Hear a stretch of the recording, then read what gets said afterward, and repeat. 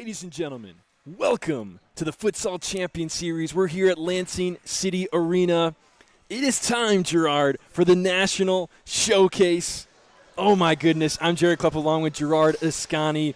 The National Showcase is here. Finally. 3 days of futsal right in this beautiful arena. Well, if 12 hours was not enough, 3 days better be. Better be enough. It's going to be, the format will be some short games like the tours, and also for the semifinals and finals, we're going to have the longer version of the normal version of the games, which is really exciting. Even better, for those that traveled all the way out to Lansing City, they will be treated to some youth games as well. Yes, there will be some youth games during non-broadcasting time. But yeah, tonight and tomorrow and the final on Sunday. Wow, this is so exciting. The first game, and I'm super pumped for this one. Lansing City is welcoming one of the newcomers to the FCS Shoreline City. Yeah, we had no idea what to expect from Shoreline coming in, and just getting a look at their roster for Shoreline already is really exciting. So, you know, if you've been following along at home, I've talked about the street soccer scene in Grand Rapids, and we have some of those players coming to play for Shoreline. And, you know, you all are in for a treat tonight with some of the ball skills from some of these players from Shoreline. And one of the players that you mentioned there, Aldoni Mendez, is seeing the futsal court once again. You know, I actually played with him when he played for Lansing City way back. It's been several years now. Him and his brother Alex both played with him, Alexis. And they're going to be on the court starting for Shoreline City tonight. What do you expect to see from them? Yeah, just incredible ball skills. So both of them are really fantastic with their technical skills, and it's one of the things that always made them stand out in the street soccer scene. So I anticipate seeing a lot more of that. The only real question I have is comparatively from street soccer to futsal, the court size is massive, massive difference. And how will they be able to withhold, like from a stamina perspective? It will be condensed games, and so we'll see. That'll be a good introduction to them back to this full-length international size court. But I expect fantastic ball skills. We see Aldoni Mendez there. Unfortunately, the logo there was for his former team when he played with me. Playing for Shoreline City tonight. On the other side, we're seeing the return of one of Lansing City's most explosive players, and that is Luciano Cernuda. Yeah, Luciano is just such an incredible player to watch. It's not only his technical skills, it's not only his finishing ability, but his commitment to winning the ball back defensively. In the last tour, we saw just some incredible effort from him defensively, and that really showed that he took the next step developmentally. And we are ready to kick off the first game of the FCS National Showcase here in Lansing, Michigan. The whistle blows, and away we go. Shoreline City in the black going right to left on your screen. Lansing City in the blue and white going left to right on your screen. And, you know, starting with some of these starters here, a couple of no surprises. We got Jeremy Kleppel, Diego Bobadilla, Luciano Cernuda. Oh, Trezor Crispin nearly put one to the deflection of Bobadilla. You might not, if you didn't watch the tour, the Bobadilla is a new name, but in net is perhaps maybe the surprise addition. So, yeah, it's sort of a surprise addition for Lansing City today. So for those that stayed up to date with the FCS last season, Joshua Pierce played for Grand Rapids Ole, now Ole Futsal Club. And he had played with Lansing City in the past, and he decided to rejoin Lansing City. And this is the first time we're seeing him in any competitive action for Lansing City. So he gets the start, and we see Diego Bobadilla with a shot. Fabian Rodriguez in goal. And no, that is not the coach for Ole. Fabian Rodriguez, player for Shoreline City, as Kleppel takes a strike and nearly caught Rodriguez off guard. Did. Wow. You know, it's one of the things that we talked about in the exhibition match with Ole Futsal Club in Lansing City is just being able to recognize when the goalie is off their line or not in a position and taking that early shot. And Kleppel is not someone that is a stranger to those early shots. Lucky play by Fabian Rodriguez to save that out. Almost fumbled into an own goal. So here is Rodriguez. He's got Alex Mendez, number 10, back in his backcourt. Cernuda takes a strike. Some early frustration from number 10, Mendez. Yeah, good work from Alex Mendez there to close it down to not give Luciano a shot on goal. Ball inside from the corner. Chris Bain, dangerous for Lansing City.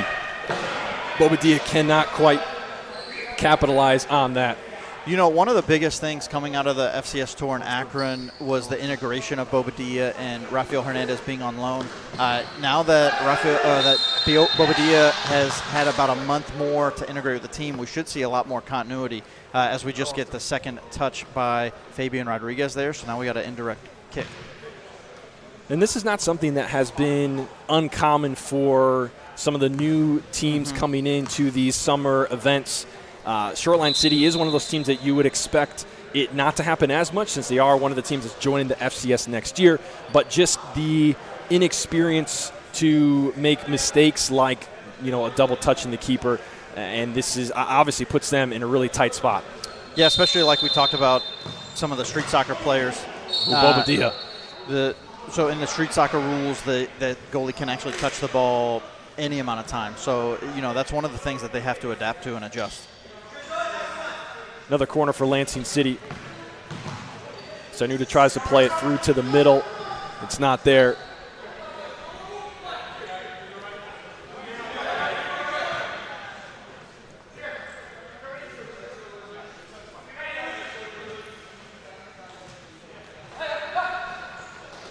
Restarting play is Rodriguez. Now out for a Lansing City kick. They quickly give it away, but right back to them. Shoreline City having a tough time getting out of their own zone with possession. And Lansing City win it right back. Here's Kleppel. Finds space, shot to the back post just wide.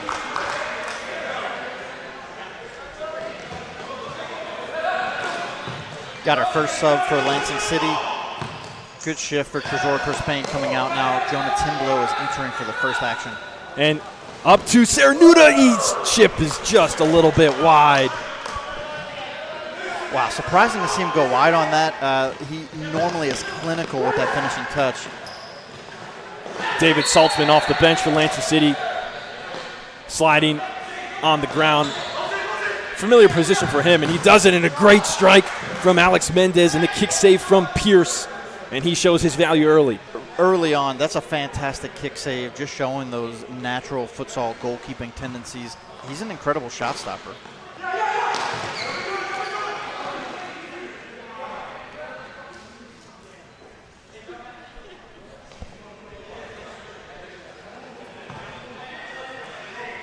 Now out of the back, here comes Saltzman. He's got Jack Fisher on the ball now. Drew Barney on the other side. Timblow up top, Lansing City's second line on display here. Inside to Timblow, a turn, a strike, back of the net, Lansing City 1-0.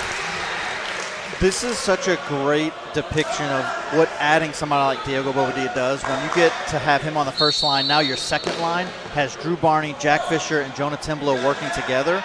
What fantastic creativity and excellent movement by Jonah Timblow to put that into the back of the net.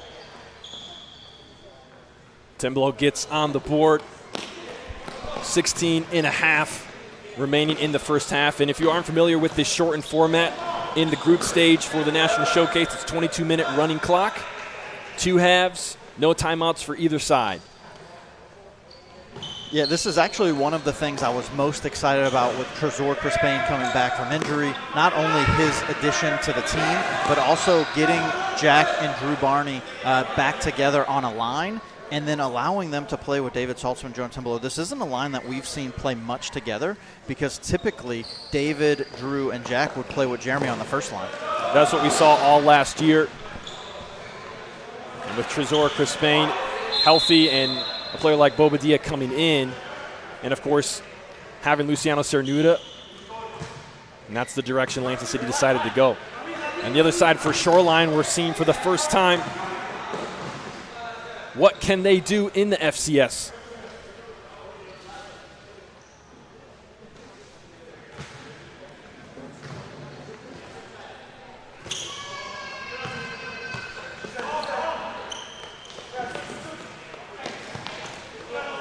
Giveaway for Barney in the back. Quickly wins it back and a nice move on the far side to keep it. Timblow challenged and gets the foul, much to the dismay of Shoreline City.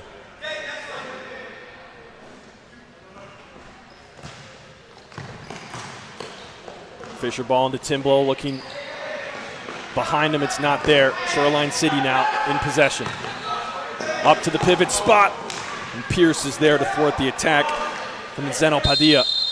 That was really a great idea by Padilla to just let the ball go through to try to make Joshua Pierce catch him off guard, but Pierce was ready for it.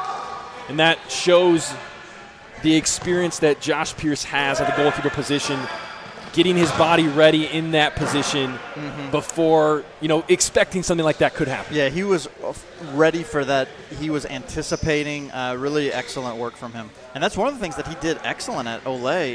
When you have Andres Montez and Frankie Mendoza in goal, it's just hard to get minutes for all three of those goalkeepers, with Frankie Mendoza leading the league in saves. But Joshua Pierce, every time he played for them, he was solid. And he had some important saves in their game against Lansing City last year in the last game of Lansing City's season and Ole's season as well. Here's Bobadilla.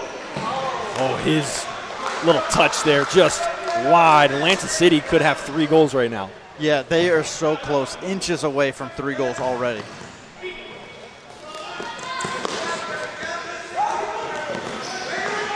Down the sideline goes Sentiales. Lansing City now the other way. Starting 5 back out there for Lansing.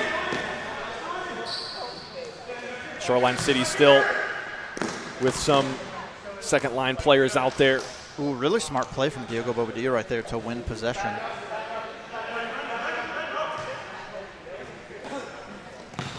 Bobadilla plays back into Kleppel at the top. Lots of space for Kleppel. Left foot strike blocked as the defense converged in.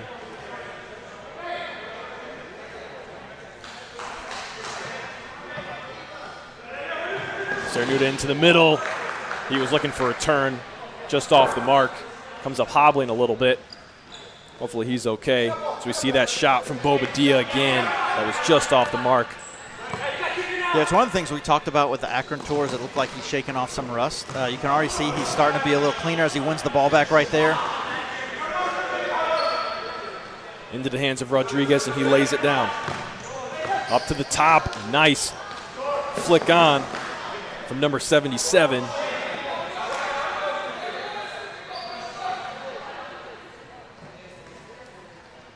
Is this going to be a restart? No, it'll be a kick in. Lansing City deep in their own corner. Kleppel in front of goal. Pierce comes out to provide another option. Cernuda down the line. He beats his defender. Left foot strike. The save. And Chris Spain, I don't know if he touched it, but he definitely had some oomph. Yeah, he definitely played a part in that, but all credit to Luciano right there. Just the speed to break away on that play. He created that out of nothing. He wins that ball, just runs down the sideline, accelerates. Just his pace is incredible, and the finishing touch there was so powerful that Fabian Rodriguez was unable to stop the ball. It looks like he made the first early save, but the ball just skittered past him. Yeah, it's hard to tell if Chris Spain got a piece of that. I don't think he did. I think it just dribbled by. Like he did. So Lansing City goes up 2. It was just too hot to handle. On the bad kick in for Shoreline City. And it's going to be a turnover, and Aldonia is not happy. He's going to get a caution. And he's just kind of giving a blank stare.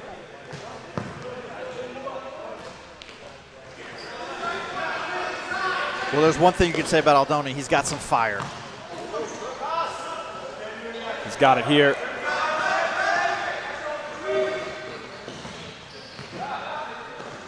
Now Shoreline City in the attacking zone. Trying to find Aldoni in the corner. He's not there. Line change for Lansing City. They get all 4 swapped. Saltzman in the back has Fisher. Now Barney down the line. Jack with some space. Bumped off the ball. No call.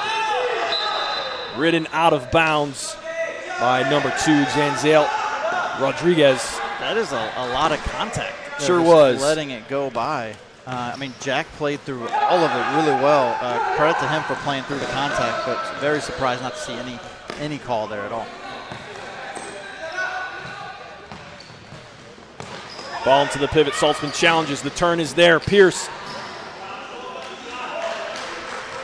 directs Carlo Santillanes out over the end line.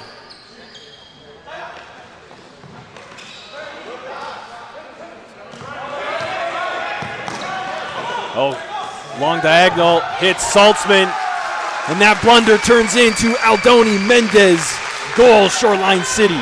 You know, we talked about Aldoni Mendez's skill right there, and, you know, that's just an unfortunate error right there from Lansing City. The pass bounced off of David Saltzman, but Aldoni capitalized. He was ready for that. And so far, we're 0 for 2 on the team logo for Aldoni Mendez. We'll get that one sorted out.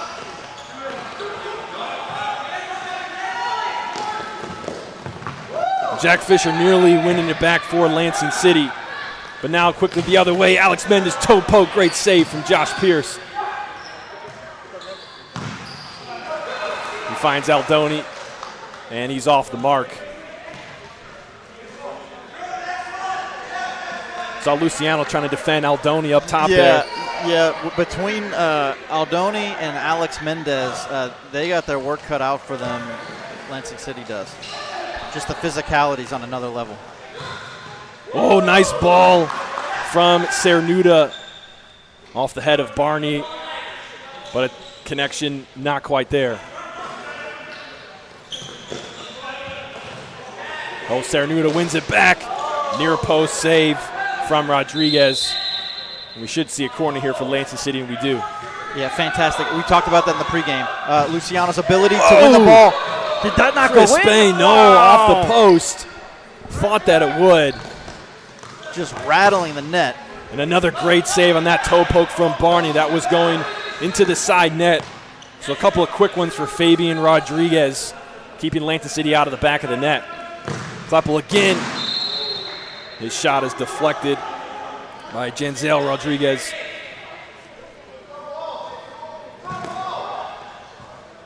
You see that play again, off the post for Chris Spain. Incredible turn. It's one of the biggest strengths for Chris Spain. Off the corner first time, Kleppel mishits it. And so a restart for Shoreline. 7.5 to go in the first half. 2-1 scoreline. Lansing City with the advantage. Chris Spain trying to make it 3. Dribbles it right into the keeper. Now Mendez faced up by Kleppel.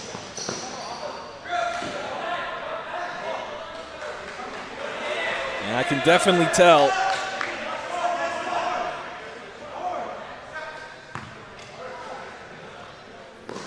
You can definitely tell? I can definitely tell something. I lost it. So I definitely can't tell it. Here's Chris Spain. Pulls it back. Oh, the attempt not quite there. This duo between Luciano Cernuda and Trezor Chris Spain is just so fun to watch. They work so well together. Just off. They've already created so many opportunities for one another. And then both of their commitment to the defensive end and to the pressure and winning the ball back is unparalleled. Speaking of pressure, Max Keeney in for the first time for Lansing City. He provides that pressure.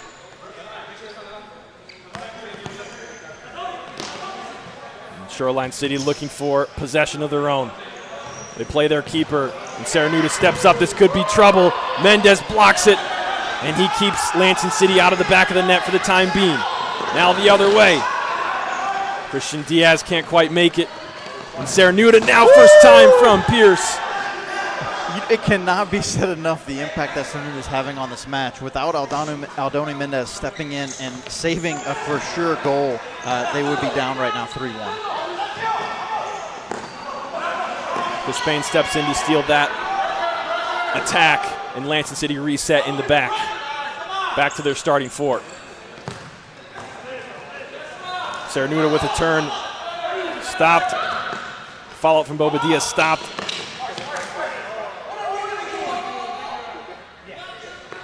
Some physical play here on the sideline. No call from the official.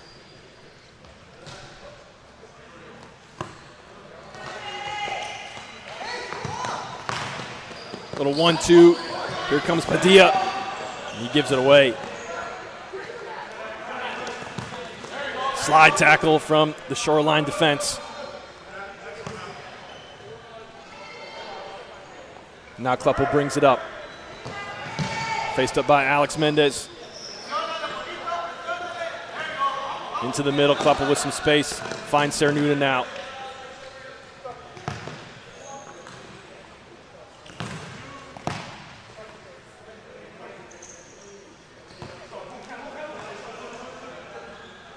Trying to put Kleppel on his right foot is the top defender. The strike. And once again, Mendez putting his body on the line to defend a strike on goal. So we do get a timeout. I thought there were no timeouts for this for these short games, but I guess we are getting the timeouts. I had the wrong information. I was under the impression we weren't. There is always a chance that we gave a timeout when we should not have. That's possible. It's possible. But, hey, welcome time to take a break and pause just to reflect on just the incredible action we're seeing already. You know, we've been really looking forward to this showcase, and this is a great way to start it off. Not only getting to see Diego Bobadilla really integrate more into the Lansing City offense, seeing Trezor Crispane come back from injury, seeing Joshua Pierce in goal, Luciano Cernuda maintaining the incredible level of play that he's been at really for the last few months. It's been really great to see the development of Lansing City, and we talked about that a lot last season, how they continue to put these pieces together. But even that, we talk a lot about that first line. But the second line, some of that movement between Jack Fisher and Drew Barney was really incredible to open up that goal for Jonah Timblow.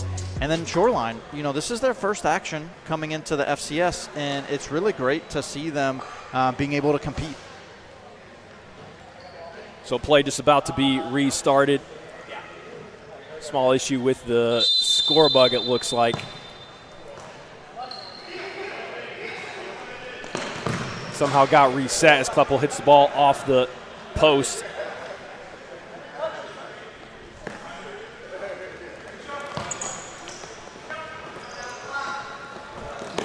Bobadilla applying solid pressure. Kleppel wins the ball. Kleppel pass to Bobadilla. Nice save, Fabian Rodriguez.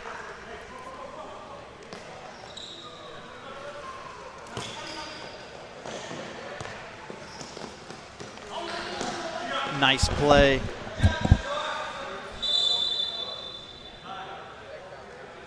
Looks like we're pausing the game due to our issue with the clock.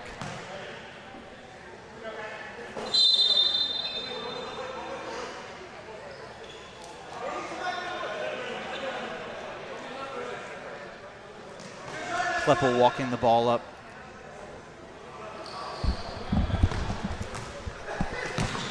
Oh, Crispane in the middle.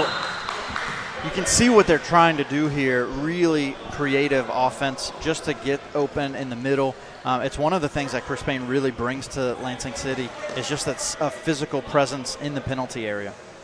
Kleppel finding space in the middle. His shot blocked by Alex Mendez.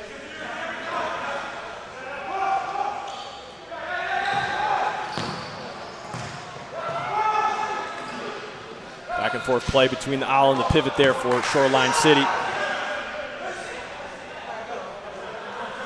And if you're unfamiliar with Shoreline City, they actually are formerly a team out of Muskegon. Was it do you remember what it was called, Gerard? I don't know if you remember it. It might have been like the Admirals or something along those lines. But they were a club that had some existence, not in futsal, but in the Muskegon area. They recently rebranded as Shoreline City, and they're going to be in the FCS next year. Yeah, and, you know, we had no idea what to expect coming out of them. This is their first FCS action, and they're showing that they will be competitive next season. Currently holding a 2-1 score line. And Kleppel wins it from Aldoni Mendez. Trying to go down the line and wins a corner.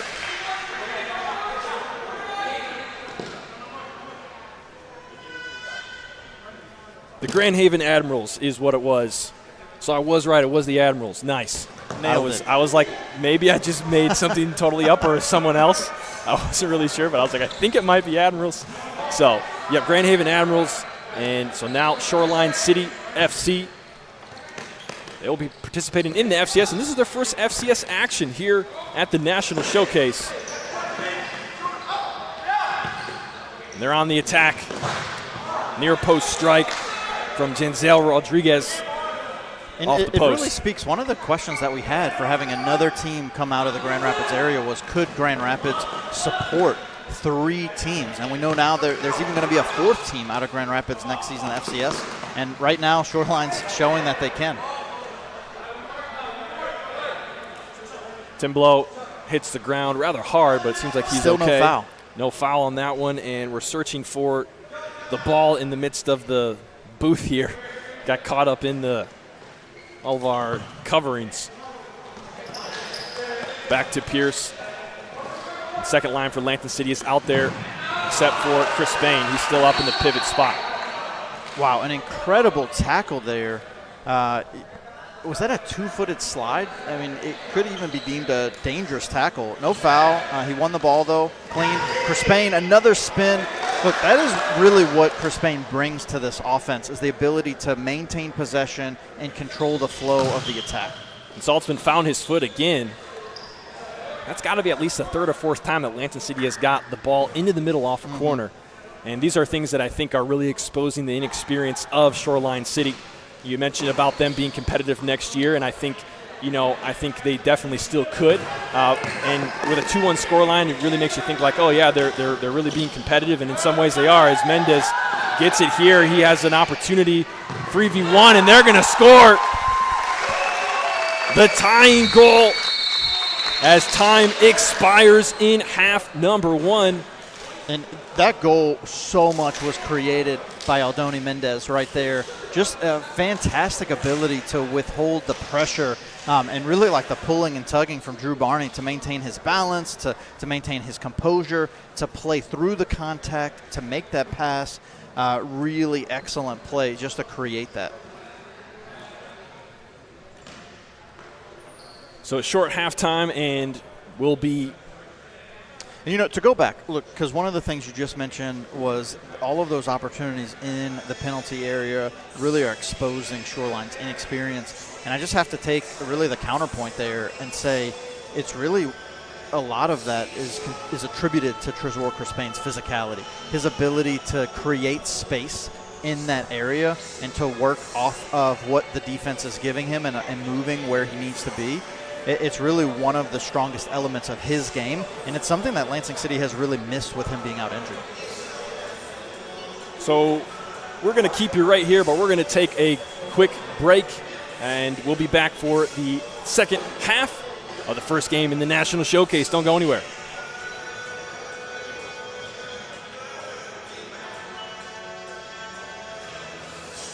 I'm sorry.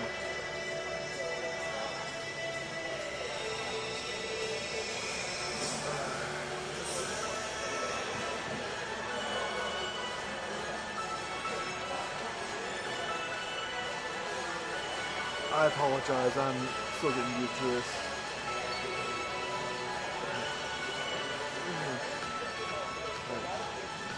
Too used to camera 1 stuff. So.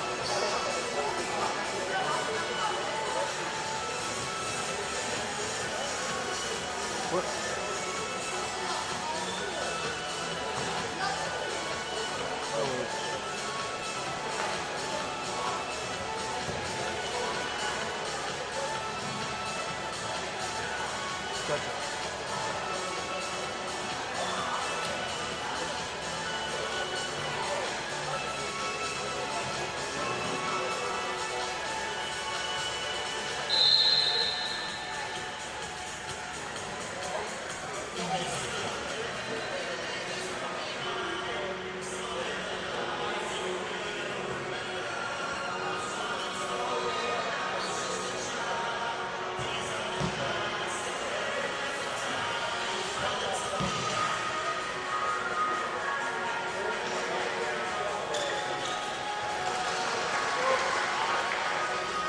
that our extra game ball?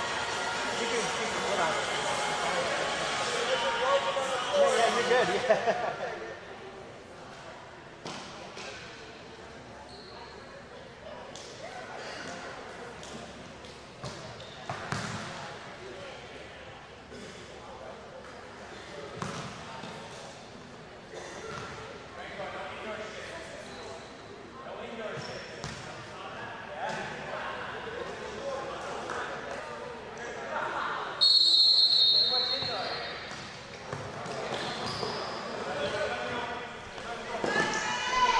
Ladies and gentlemen, welcome back to Lansing, Michigan. Second half action is underway. 2-2 deadlock between Lansing City and Shoreline City. Gerard, is this the score you expected to see at halftime? Absolutely not. Absolutely not. Even with the way everything played out in that half, I did anticipate Lansing City being up by at least a couple of goals. They had so many opportunities on goal. Yep. In so many ways it felt like they dominated, but really two mistakes that Aldoni Mendez capitalized on very aggressively and kept them in this game. And that is how we get to the 2-2 scoreline. I do agree with you. I think Lansing City, they could have had 3 goals probably in the first 3 minutes almost. And instead, Josh Pierce makes another save here, but instead they only capitalize, convert 2 of those. And like you mentioned, 2 mistakes. Aldoni Mendez doing well to make the most of those mistakes. And that's where we're at, 2-2 scoreline. Shoreline City now off the corner with possession. Aldoni Mendez going down the sideline. He wants a foul. He's not going to get one. Guys, put the ball away, please. Pierce to restart. Gives it to Kleppel. Kleppel brings it up. No pressure in the defending half for them. Defense keeps going back and back as he brings it up. A little adjustment to Shoreline's starting 4. You see number 12 on the pitch.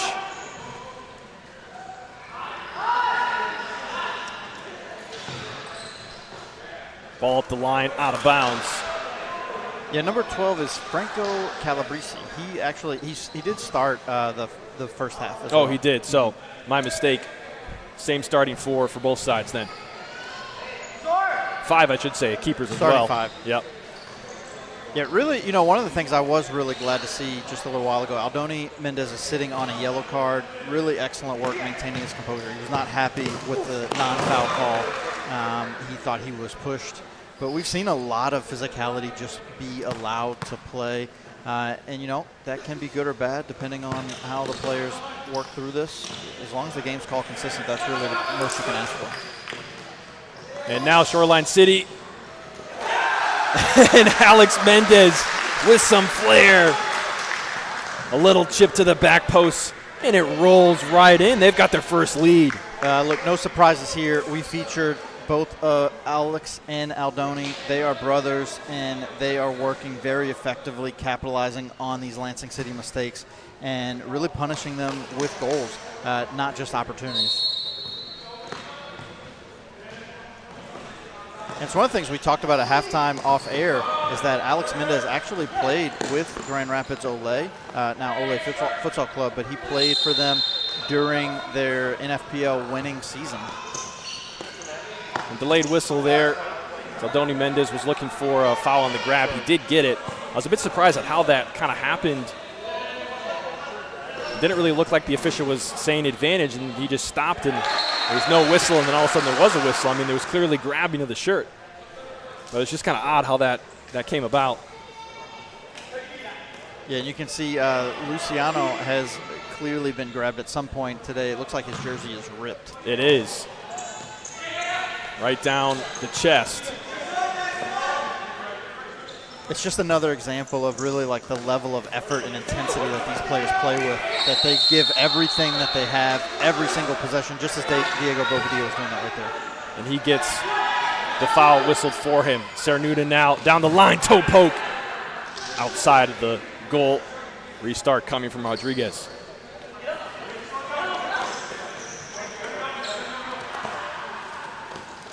Adolio Mendez trying to come back in, and he grabs down. Yep, and that's going to be his second. So he is gone. And what do you think, Gerard? Agree or disagree? I mean, I have to disagree. Aldoni was surprised that there was a foul called at all. Which I'm not surprised at all. I'm not surprised the foul was called. I'm not surprised. He was surprised, though, based on all of the contact that had been allowed. And then for him not only to have the foul called, but then to be given a caution in that situation. And one of the things just that's being really disrespectful important, as he walks off the court as well.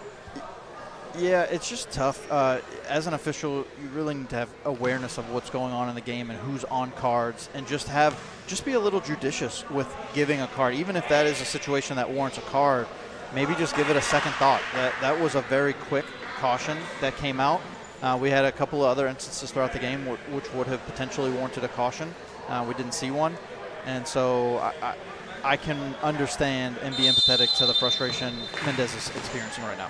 Now Lansing City with the man advantage now for the next 2 minutes. Of course, this running clock is going to be in the favor of Shoreline City. Shot from Luciano Cernuda. You see that graphic on the screen there. We're working on fixing some of our graphic systems. We're doing some live stats for you guys, testing out during the summer. So hopefully by the time the season runs around, we can have some exciting ones. And sometimes that means there's some things to figure out.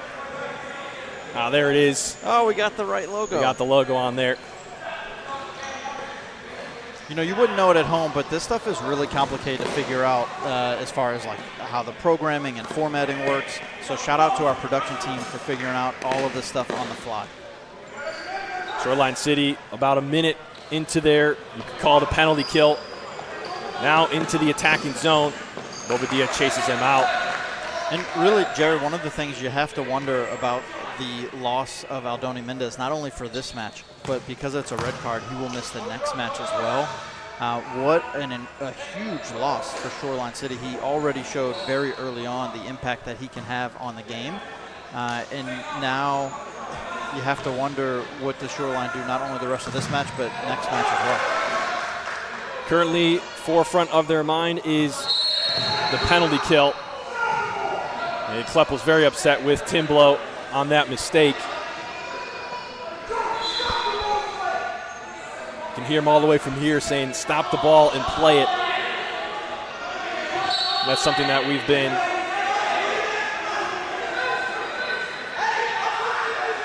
and I think there was a 4-count call that turned the ball back over to Lansing City. Yeah, there was, and Shoreline was not happy about that at all. There was no delay with starting the count. And I'm sure he's receiving an earful right now, the official on the far side. He is the one that issued the yellow and red as well. But really it wasn't, I didn't see Coach Cody Harrell of Shoreline City. I didn't see his reaction much. He was definitely locked in. Did you see it? No, it didn't seem like he was. I think there was a lot of confusion of what was even happening on the play. It took me a little bit to figure out what was going on. Jeremy Kleppel was yelling at Jonah Timblow for the mistake. It's one of the things we've talked a lot about, how much those mistakes mean. Oh, wow. Take a look at that as Bobadilla put the ball right across net. Nearly hit the post, and it did take a deflection, but behind the keeper.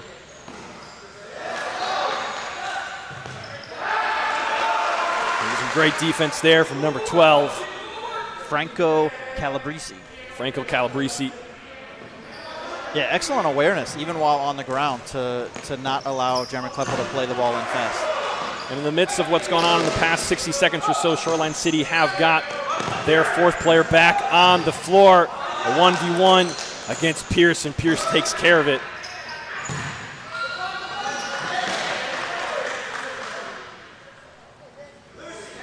We tick down closer to just 10 minutes left.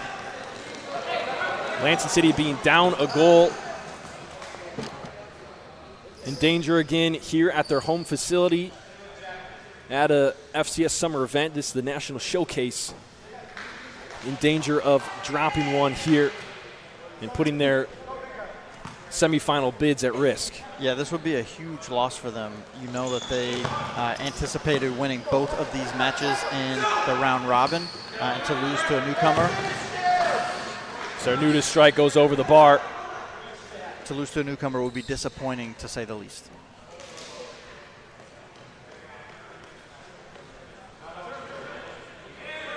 The restart from Rodriguez, here it comes. He goes high up the floor, Saltzman with the pressure. Is it kept in there? Yes, it is. Across the court to Saltzman. Saltzman facing a double. It's going to go all the way back to Keeney.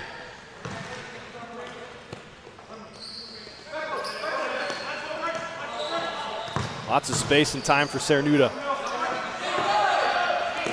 Taken over by Shoreline. Alex Mendez, nice ball. Opportunity blown over. Fantastic pass and weight by Alex Mendez, really creating that opportunity from his own penalty area.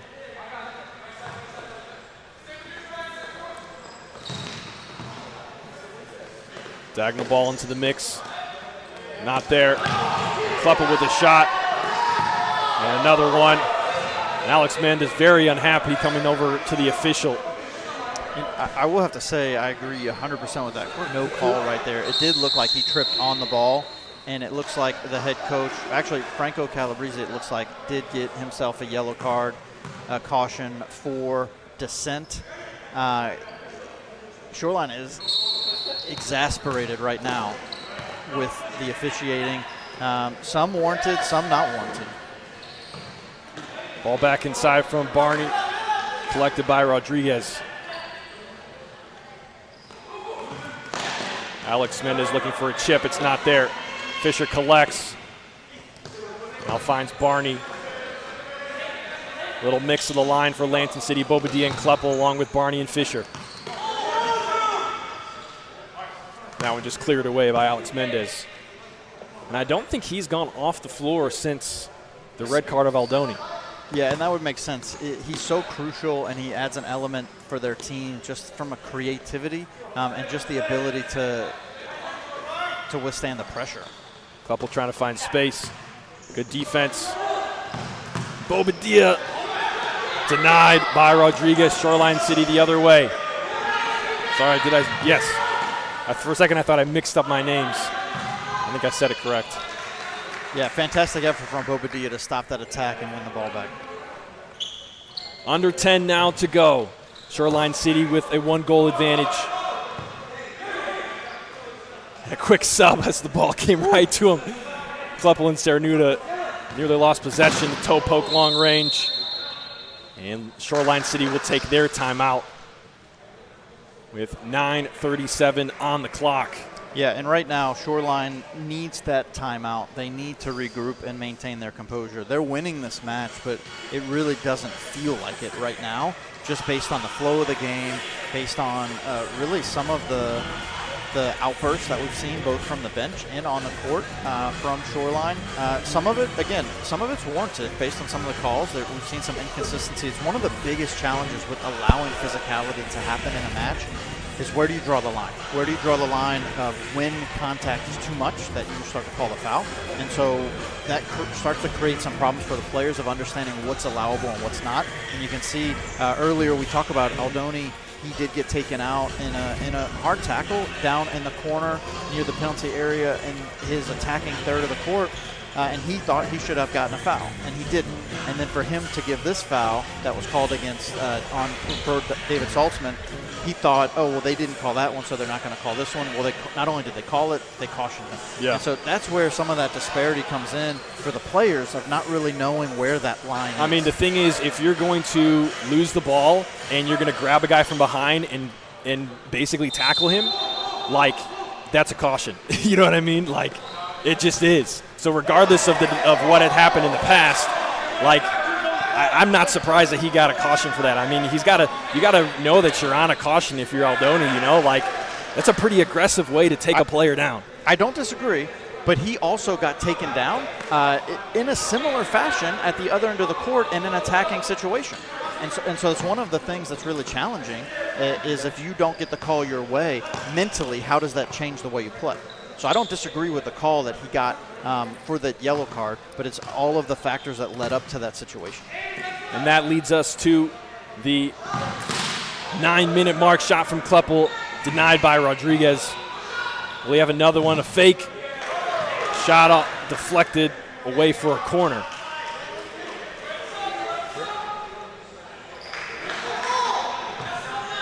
Ball comes in. Kleppel all the way over to Cernuda. His toe poke blocked by Rodriguez. He's having a night, his 12th save of the game. Yeah, and Lansing City here is just having a barrage of attacks on goal. Just an incredible amount of shots. Luciano already has 14 shots tonight. Kleppel off the corner. Finds Barney. Tight and low defense for Shoreline City. Lansing City trying to break through. Cernuda down the line, cuts inside, finds space, and his shot is blocked by Alex Mendez on the post. Really great positioning right there from Alex Mendez. Aldoni Mendez did the same thing earlier. Fantastic. The Mendez brothers here putting an incredible display on for us of where to position themselves defensively to protect the goalie. It looks like we're looking for a ball. It's one win out of the area. And of course, the clock does not stop. So now play restarts. And Fisher gets held, and surprising he did not. There was a play on called, but his attempt at a shot was clearly. And we did get the accumulated foul. I am a little surprised that we didn't. It should have been called back. It should have been called back. Yeah, because we played advantage, and he didn't actually get any advantage. He did take a shot, but the shot was impacted by the grabbing of the. A discussion between Alex Mendez and the official on the near side, and he's had it. I don't think he's going to tolerate another word from him. Yeah, and the funny thing is the call just went in their favor as well. And you can see the frustration for Shoreline City bubbling over even when the calls go in their favor. Now with 6:40, Shoreline City do have that 1-goal advantage. Trying to hang on to it and get 3 points in the first game of the showcase. Lansing City trying to break through with all this possession they've had in the attacking half, and so far the 4 defenders of Shoreline City packing it pretty tight, playing pretty low, and they've been able to still have some opportunities forward as they do here with a kick in. Vincenzo Padilla to take it. Giveaway there. Fisher brought to the ground. And a quick restart for Kleppel. Kleppel finds space, shot. Blocked by Rodriguez. Oh, wow. That sure looked like it was outside the penalty area. Yeah, Pierce, the goalkeeper for Lansing City, and the bench and coach for Lansing City thought that ball was outside the arc, which that is the thing that matters for handling the ball as a goalkeeper. Where the ball is. It sure looked like it was outside the area. Ball down the sideline. Fisher defended well. 5:16 to go. Chris Bain comes into the middle. It's not there. Some substitutions being made for Lansing City, and I mean, for much of the second half, there's been a lot of tension in the air, but you can really feel it here now. And it does kind of feel like, for a while of, as you mentioned, like it doesn't feel like Shoreline has the 1-goal advantage, but they do. Yeah, they are not in control of this game, but they are winning right now. But they are winning. That's a good way to put it. Under 5 to go now. Alex Mendez, ball to the pivot. Cernuda's there. Tries to keep it down. He can't maintain possession.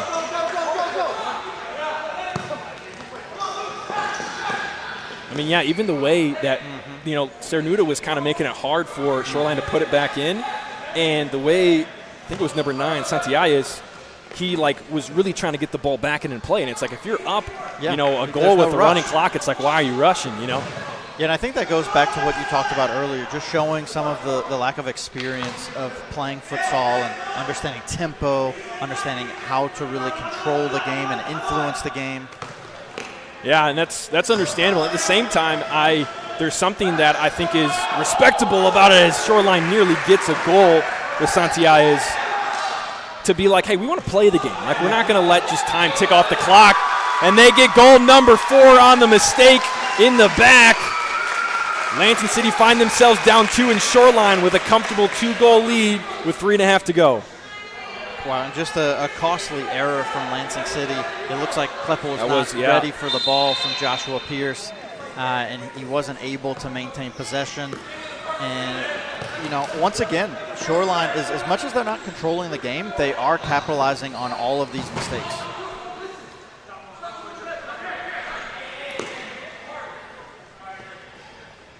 Two-goal advantage and possession for Shoreline City. They go in and out and over the sideline. And Lansing City, if they want to get at least a tie in this game, they got to go fast.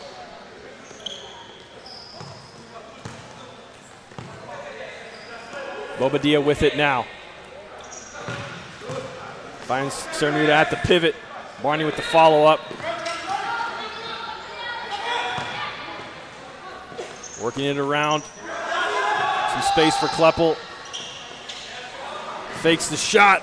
Little ball inside. Not too much trouble for Fabian Rodriguez. 2.5 to play. Cernuda strike. Did that take a deflection? Yes, it did. Corner kick for Lansing City. Dangerous substitutes on defense for Shoreline City. Wow, they were not ready. It looked like Shoreline City did not even know that it was a corner kick to begin with. Bobadilla puts it back into play. Again on the inside. And he finds space down the line. And Alex Mendez is there saving his team once again. And you can tell Alex Mendez has an innate ability to understand where to position himself. He's blocked 2 goals by himself. Ooh. He nearly scored on himself in that one. With 1:45 to go, Lansing City have brought on the 5th attacker, David Saltzman in the green. Ball will come all the way over to the other side for a corner. Just over 90 seconds to go.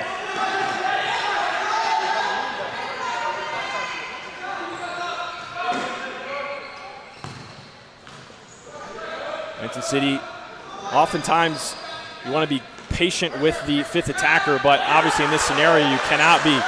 Shoreline City bench getting pumped up for their team's show of defense. A player down, 1:10 now. Cernuda back to Kleppel.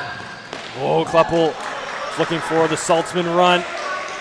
It was deflected, so Lansing City have a corner. Under a minute to go. Bobadilla. Fake, left foot strike, handled by Rodriguez. Ball hits the ceiling. It'll come down. The nearest sideline.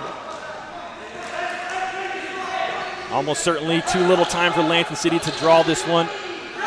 That ball's played out by Kleppel.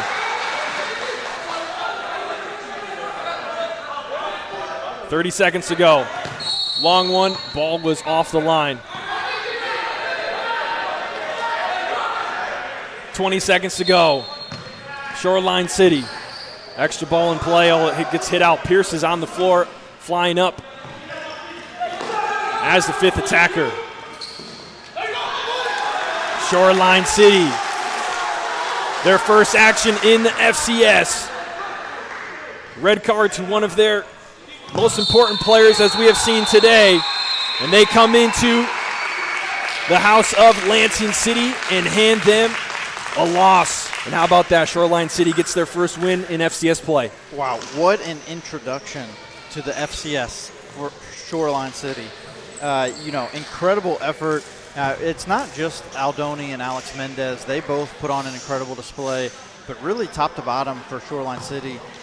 they were able to capitalize on the mistakes, even though they didn't control the game, even though they didn't maintain their composure, and there was a lot of outbursts, a lot of exasperation. We had the red card we talked about from Aldoni Mendez.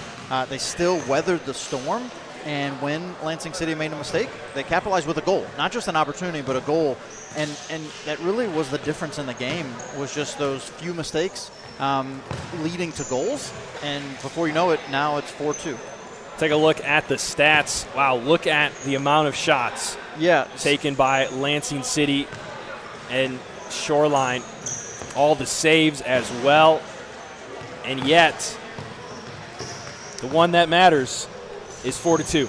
Yeah, and one of the things, so we look at those shots, 52 shots. One of the things that's really important to understand about that, yes, Fabian Rodriguez had 16 saves, but there were 3 balls that were going into an open net that both Aldoni Mendez and Alex Mendez were in position to block the ball with their body on the line or very close to the line.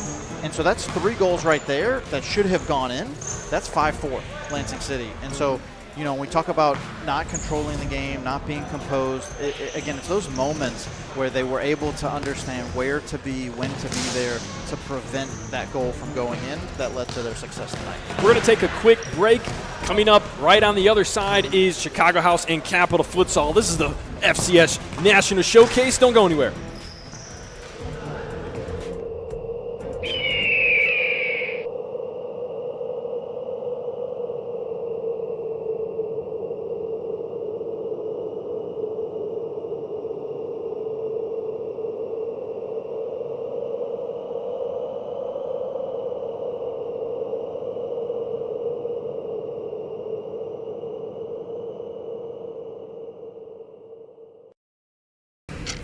Committing a crime so you can try to escape from prison. Bad idea. Go into the pod escape room to play an escape game with your friends. Great idea. Test your skill as an astronaut in outer space. Find Santa in Save Christmas. Or take a vacation to an abandoned island. Just don't get stuck there. The Pod Escape Room. Learn more at thepodlansing.com.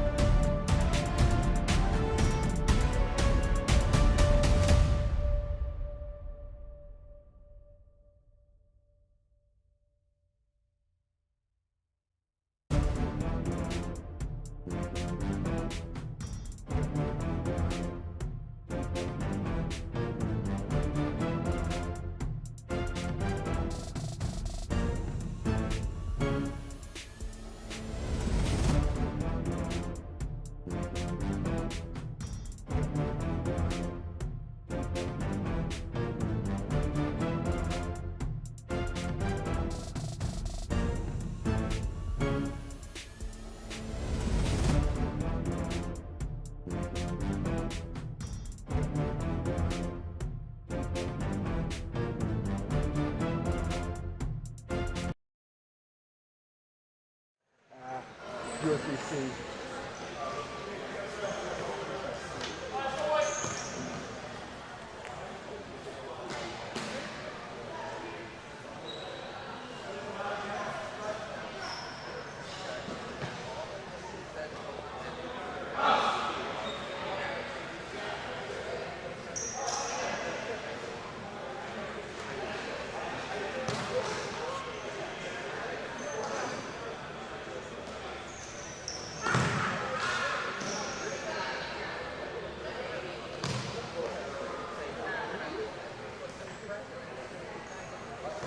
You good?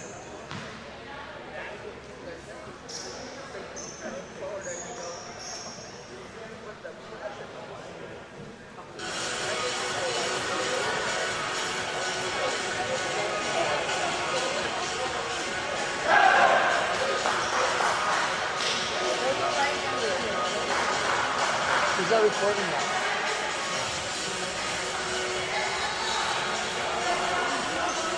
Ladies and gentlemen, welcome back to Lansing, Michigan. We are just about set for game number 2. Chicago House taking on Capital Futsal. Take a look at the starting lineups. First for Chicago House. In goal, Josue Escareno.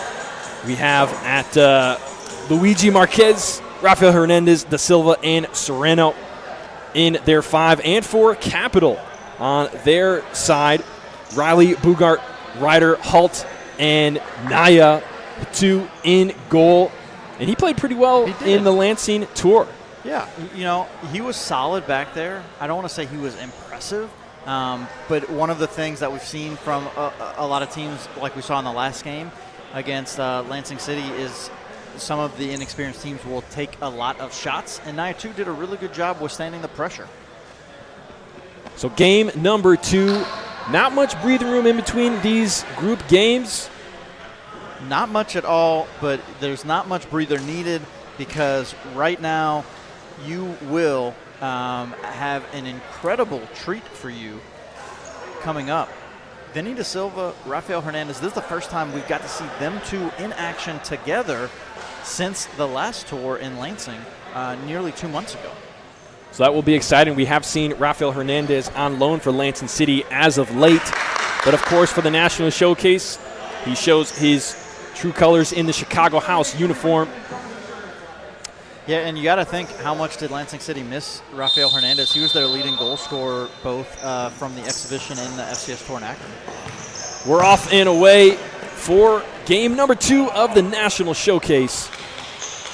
Chicago House taking on Capital Futsal. If you missed the first one, Lansing City dropped by a score of 2-4 to FCS newcomers Shoreline City in a pretty tense game. There were a couple of yellow cards, a red card, just some kind of drama as far as conversations between players and refs and even amongst the players on their own team. Yeah, truly a shocking result.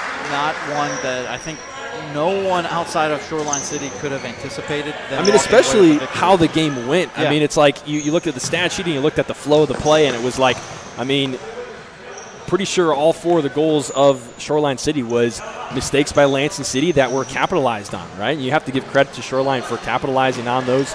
But, you know, that kind of those are just mistakes that Lansing City opened themselves up to that Shoreline didn't as much, particularly in the way, style that they were playing. So we see a shot here saved by Escareno. But that was the last game, and now it's Chicago House and Capital Futsal. Vinny De Silva finds space, a strike deflected over the end line for a corner.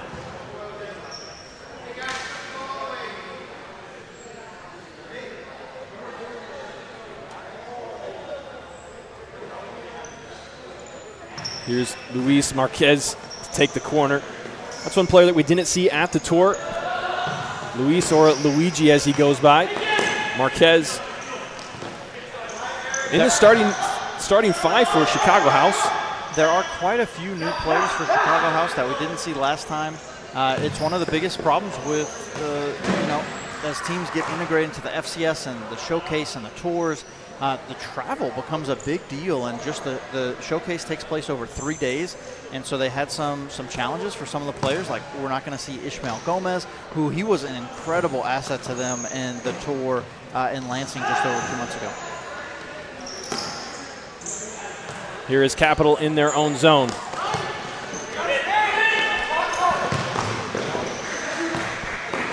Dangerous opportunity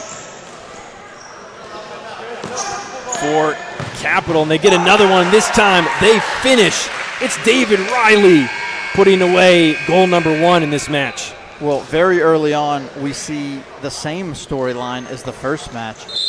Chicago House has been in complete control of the match, maintaining possession, creating some opportunities, and a mistake, costly mistake with that, and Ethan Ryder finds the back of the net swiftly. That was actually David Riley, number 7. Oh, David Riley, sorry. Yep, that David put that Riley. one in the back of the net. So Chicago House find themselves down. And I would say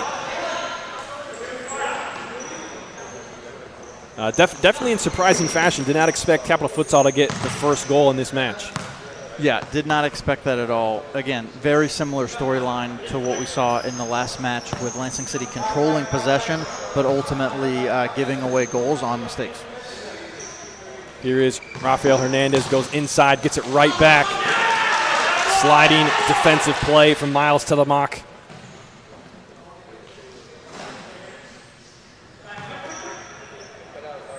We mentioned it once or twice, but Capital Futsal did take part of the FCS tour in Lansing just a couple of months ago. They are back again in FCS action. They did not make it out of the group stage. Had a couple of fairly one-sided results, but they are on top against Chicago House here in the first game of the showcase.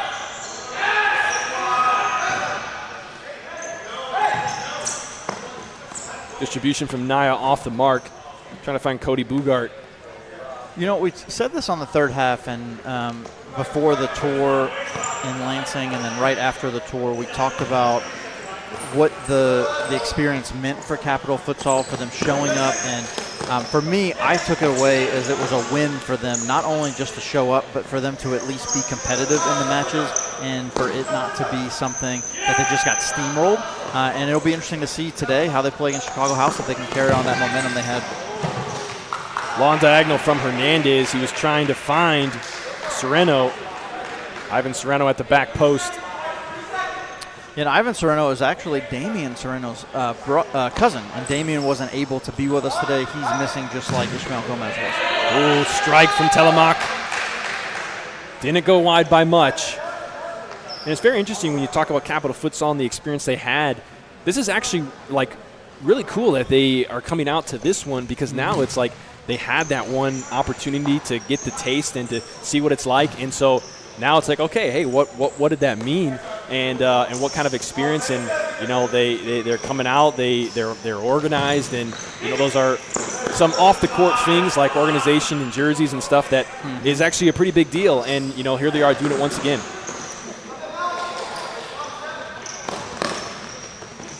Chicago House with some dangerous moves from Rafael Hernandez since Telemak, but he's quick to recover. Still got it at his foot. In so many ways, it's the logistics for these teams that really pose the biggest challenge, and just figuring out those logistics. And the fact that Ole Futsal Club is at this showcase really just raises the challenge another level for teams like Capital Futsal. We will see them in action tomorrow. First game of the day. Who do they play, Gerard? Midwest United. That is going to be a match. Look, the finals rematch. It happens early. Set your alarms. Get out here if you can.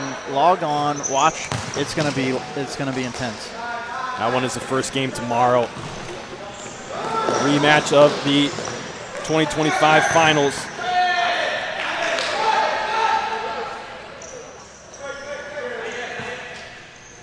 Distribution short here to Hernandez. He's got a lot of space.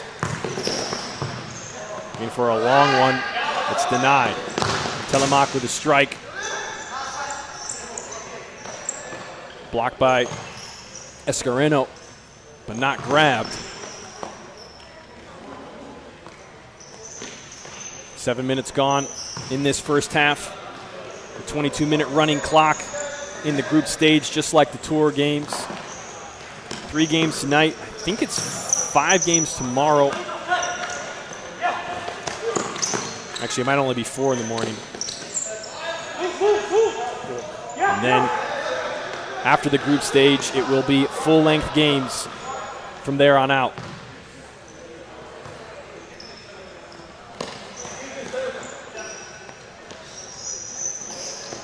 Hernandez gets by Fortuna Gil, and his strike finds the back of the net. No surprises at all to see Rafael Hernandez not only beat his man 1v1, but to maintain the pace and create the separation and then create an opening. He loves finishing top shelf, and he does it once again. So Rafael Hernandez brings Chicago House back even with Capital Futsal.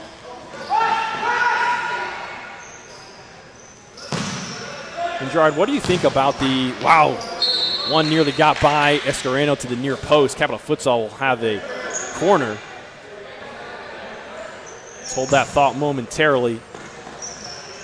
Capital looks for an attacking opportunity here in the attacking half. I was going to ask Gerard, what do you think about just the atmosphere and the feeling of this game right now compared to what we had in the previous one? It's definitely lower intensity. I think that it's one of the things that we've seen this from every newcomer so far to the FCS next season. When they play Lansing City, in so many ways, that's like their championship. Like that, we saw it out of Chicago House. We saw it out of Innovation. And we saw the same exact thing from Shoreline City. So it's as much as what they're bringing to it, not only themselves but their fans. It's a moment for them to show that they belong in the FCS. And so far, every newcomer has shown us that they belong in the FCS next season. Corner kick for Capital. Getting into a dangerous area before it gets cleared away. And a little mistake of a call there. I think it was maybe just lost track of it or pointed the wrong way. Quite clearly off the Capital Futsal player. And heavy pressure here. Capital Futsal. Oh, wow. Surely that was going to be goal number 2. Escareno got to it first. Oh, and a double save from Escareno, and he needed it. Capital Futsal knocking on the door. They are putting immense pressure on Chicago House right now. And if not for a couple of clinical touches, it would be 3-1 right now. And that one goes over the net, which is a feat. That net is high. It is. That is at least 3 goal heights worth. So he would have scored on goal number 4 if they were stacked. And we don't get credit for field goals in futsal. No. Chicago House with possession in the back. It's Hernandez. Playing up the floor to De Silva. Trying to go down the line. Blocked by Ryder, and Capital Futsal do win possession.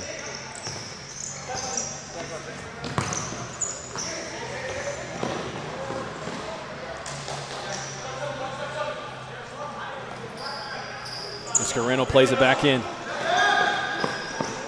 Hernandez has Bracho going long. Doesn't go to him.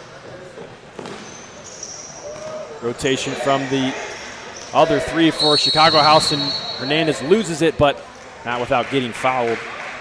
Pressure supplied by Eric Carey. And if you tuned in to our last broadcast, Eric Carey potentially is related to Jim Carey. There's one person in this arena that has said that, and it's the same guy today. I've yet to see any jokes, though, that would make me think that is the case. He hasn't filled out his bio yet, so I can't tell how humorous he is. Strike from Hernandez that was going on frame. Naya deflects it away.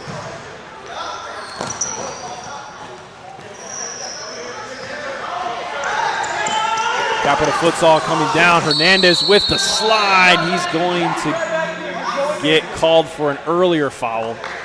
Yeah, I think that's like a good that call. explanation. Yeah, and that's a good job with the official right there. So he allowed the play to go through, allowed Eric Carey to play on, but when Rafael Hernandez won the ball, he went ahead and called the foul.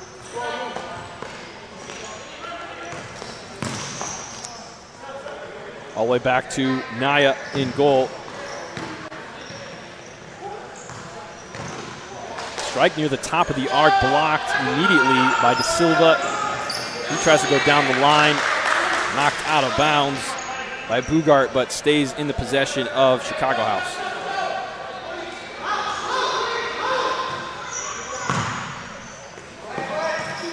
Oh, here's an opportunity for Chicago House. Naya's there with the save and collects it afterwards.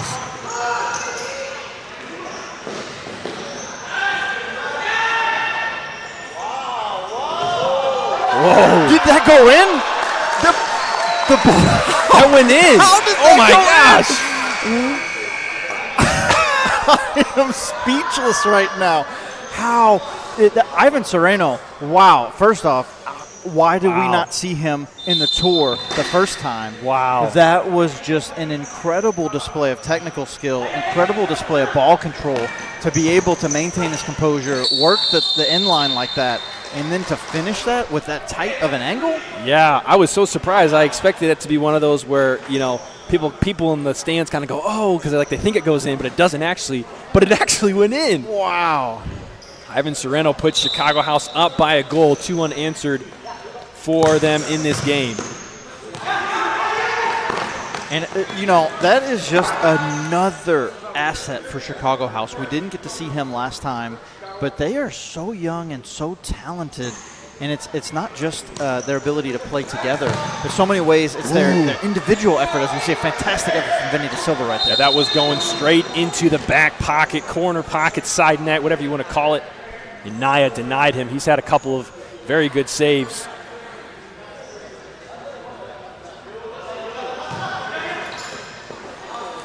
And I will say this, because one of the things that we've talked about this a lot with the newcomers to the FCS getting amped up to play Lansing City, I know for a fact that Chicago House is amped up to play Grand Rapids or Ole Futsal Club. Ole Futsal Club, formerly known as Grand Rapids Ole. They are ready to play Ole Futsal Club because for all intents and purposes right now, Ole Futsal Club has made the statement that they are the best or one of the best teams in the country, and Chicago House wants to feel that level of competition and show that they deserve to be here.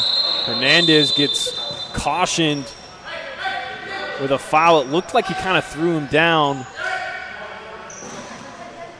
Knowing Hernandez, it's hard to believe that's – it looked light on the replay. Yeah, it did look really light. They, one of the things, there could have been some other contact going on. Jared Gill, during the last tour, just showed a really high level of aggressiveness and intensity, and he's continuing to show that today. And that matchup, so earlier we had a non-call, and you have to imagine that starting to play into the way that Rafael Hernandez is interacting with Jared Gill. So 6:12 to go, first timeout of the game.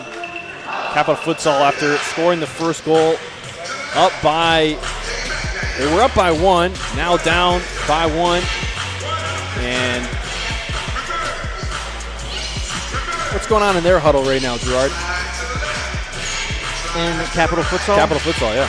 Yeah, really, it's just about maintaining control of the game, because they had some moments where Chicago House was in complete control of the game. They capitalized on a mistake. They started to create some opportunities, but they really need to slow down, maintain possession, and build into the play, and not just play in this like helter-skelter fashion. The play about to be restarted after the foul against Chicago House and the caution.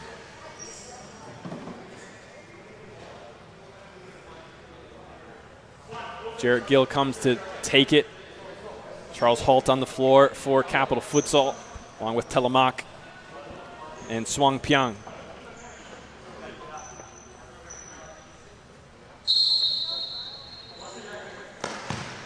Gill to Holt.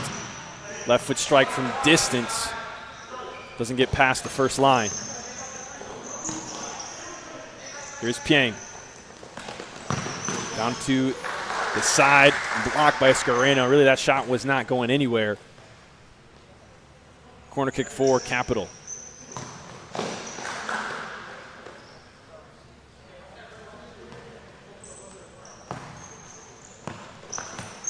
Here's Holt. This strike. Escareno's there at the near post. 5.5 to go in the first half. Another one from Holt. Escareno's getting his touches in right now. That's a really good save right there. That one was on frame. Holt was looking for the back post, didn't make it there. Capital retained possession. Putting pressure on Chicago House here. Late in the first half. Strike from Miles Telemak, well off the mark.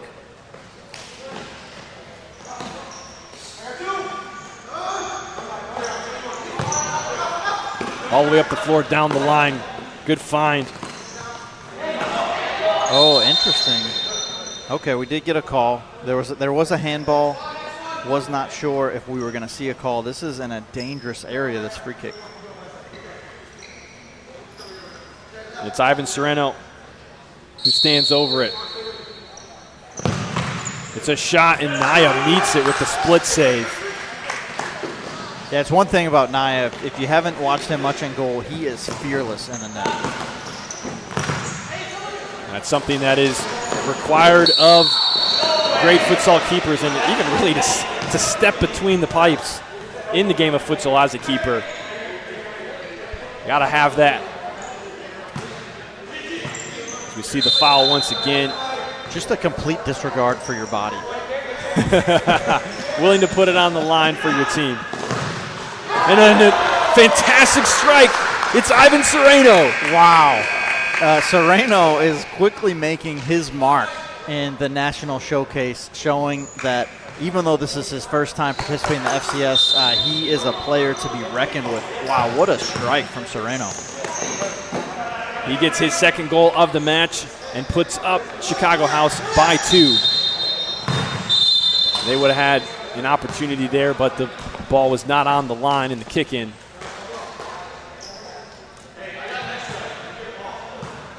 We talked about some different players for Chicago House. Their bench also looks very different than the first time. It does, yeah. Way more empty. Way emptier. And so when you think about how many players they're missing, so another 2 players we haven't even talked about was the Chilinsky twins. They're missing as well this weekend. That's some solid talent that did not show up this weekend. And to see what they're doing now, it will be interesting, especially going against Ole, with really only 2 outfield players as substitutes and 1 goalie as a sub.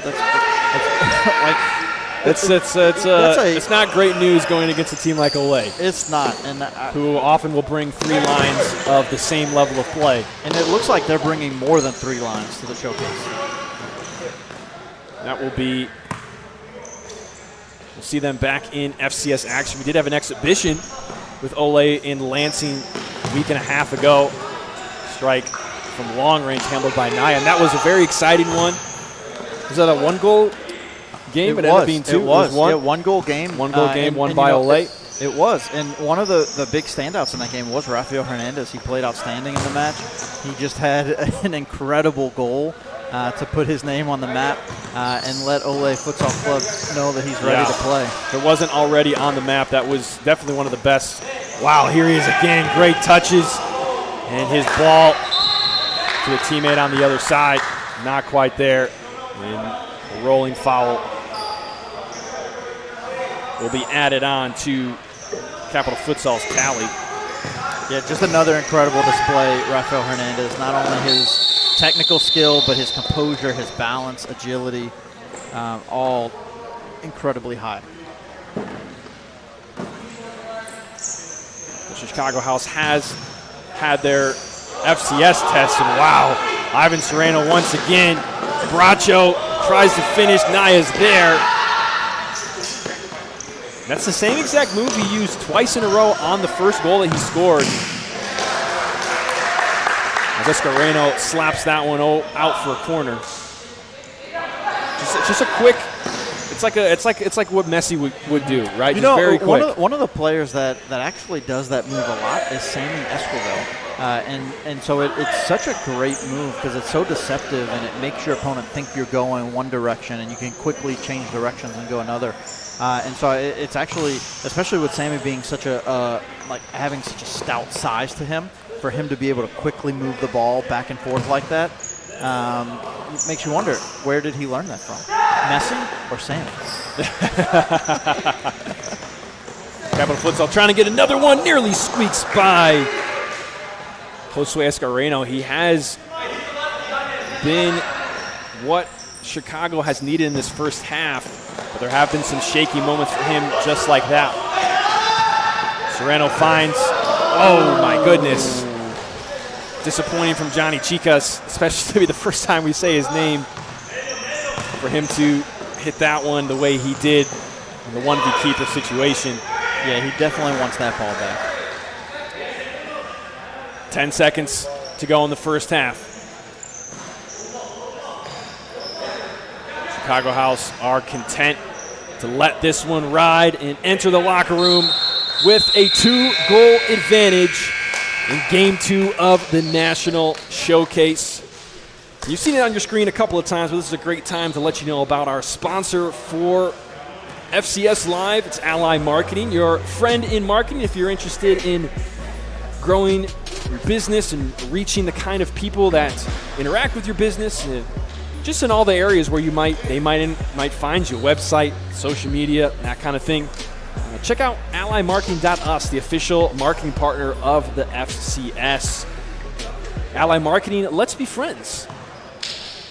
And Gerard, let's talk about that first half that we just saw.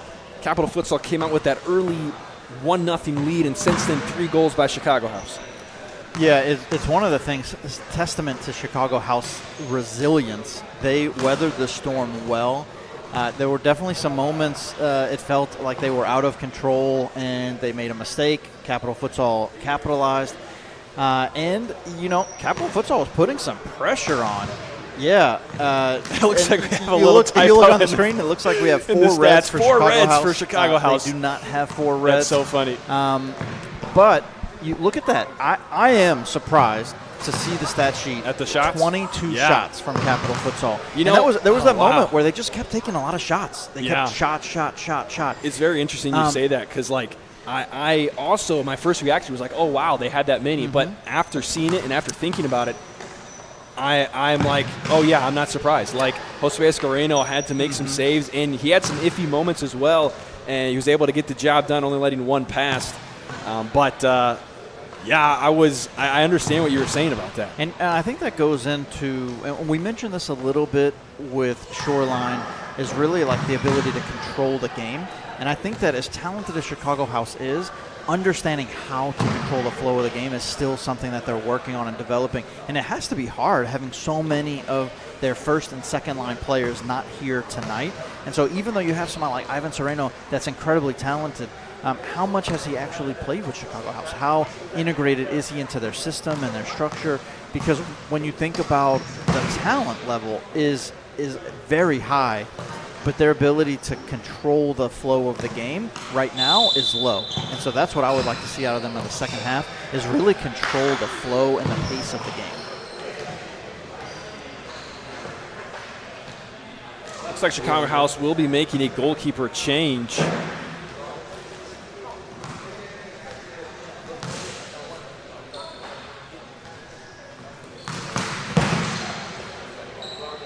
And it looks like it's Sergio Castillo. One on the left. Yeah, Sergio Castillo is going to be making. And if I'm not mistaken, I'll double check so we don't get this wrong, but I think Sergio Castillo played against Lansing Played in City. the tour. Yeah, in the tour, and we thought he was really impressive in that matchup. And then he got injured, and he had to miss the second half, and that's when Lansing City ended up going ahead. And if that is the case, we might be in for a treat here in the second half. The second half, whistle just moments away. There it is. And Chicago House start us off for the second 22 of this game. Capital Futsal with an early counter. Ryder, toe poke to the back post. Just off the mark. And it was Sergio Castillo in that match against Lansing City. He had 18 saves, only gave up 2 goals. He had an 89% save percentage in that matchup.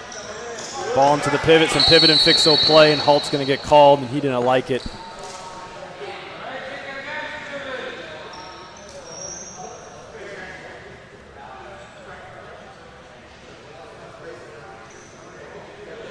So a free kick for Chicago House, just a couple of meters outside of the arc. Rafael Hernandez stands over it. Also, number 23, Felipe Marroquin.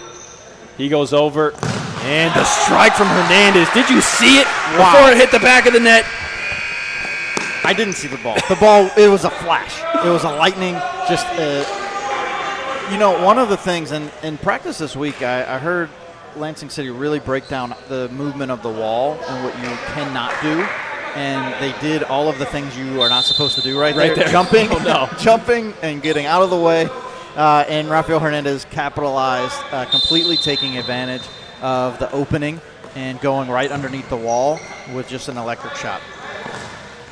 4 on the board for Chicago House now. Hernandez has 2 and Sereno has 2.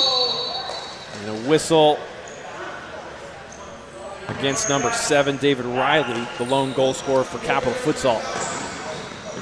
And just to put this into perspective, how much of an impact Sergio Castillo is having, last time we saw him in action against Lansing City, his 89% save percentage, I know it's one game, and I know it was just over 1.5 games of futsal in the tour, but the leading save percentage in FCS last season was only 86%. And we know how good Frankie Mendoza is, so, Sergio Castillo is already making his mark as an excellent goalkeeper. And he's tested here, but actually not, as David Riley puts it wide. Vinny De Silva, tons of time catching Capital Futsal on a sub. Brings it all the way to the halfway mark. Ball in to Luigi Marquez. He turns well off the mark. But we've seen him in that kind of pivot role, holding the ball up with his back to goal and turning. It's not the first time we've seen that this game. Keep an eye on him up there. Hernandez keeps it in, but just only to send it all the way to Naya.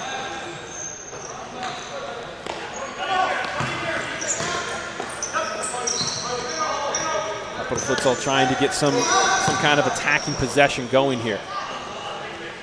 Haven't had too many, really this half, haven't had any positive possession in the attacking half. Are they going to lose it there? Does it stay with them? It does stay with them.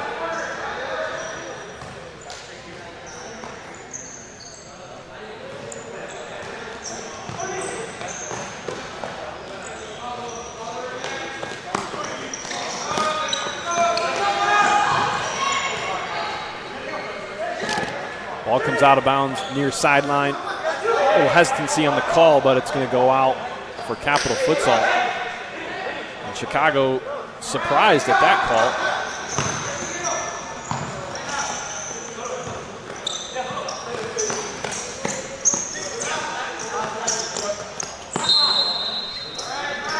Ball goes over the line.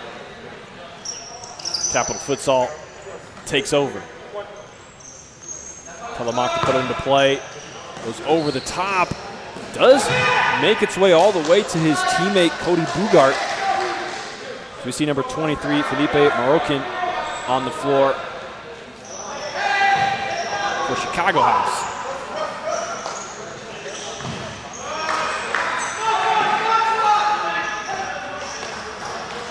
Now, is it just me, Gerard, or did we have a couple of Chicago House players just show up? I was just thinking the same thing. Because their bench is 2 more players on it now. Yeah, it's like they're filling out over time. So Felipe Marroquin, I think, was one of those players, number 23, and also number 38. I don't think, did we see 38 right over here?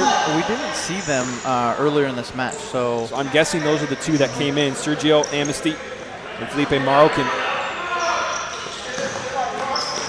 Number 23 and 38 for Chicago House. And like we talked about earlier, one of the biggest challenges for these teams is the logistics and the travel coming all the way from Chicago. That's a big deal. Not only setting themselves up for the weekend, but making sure they have lodging, hotels, all of that stuff taken care of. And so the tours present such a great opportunity for teams to figure out some of those logistic pieces of traveling to play.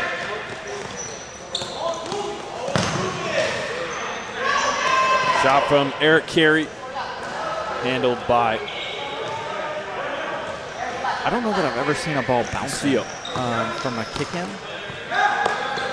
So that ball was just bouncing. I don't know if that would qualify as a kick-in violation. If it's off the ground when you kick it.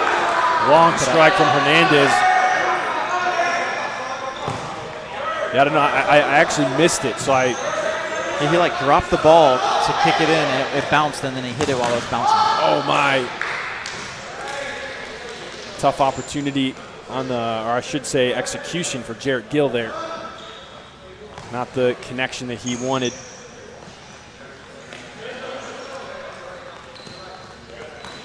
Vinny De Silva trying to create space, gives it away. 2v1. Defenders coming back for Chicago House. Well, that was pretty fortunate for them to get away. Very fortunate, yeah, very fortunate. Nothing. Sergio Castillo tried to clear the ball, but he cleared it right into Sergio Amnesty. But luckily, it wasn't a pass back, and the ball deflected right back to Sergio, so he could then handle it. They almost got themselves into some deep trouble as Castillo tried again. He stands true. And once more finds himself in the right position. And I think they're going to call a handball. Yeah, they called a handball. I thought that kind of hit his elbow. It did. It looked like it hit the back of his elbow, and it looked like his elbow was tucked as well. So yeah, that was. I'm a little confused on it, but again, a really great effort from Sergio Castillo on multiple plays in a row, just to be able to withstand this pressure from Capital Futsal. Here's Jarrett Gill. He gets it right through the wall. Hernandez style, and it's a 2-goal game now.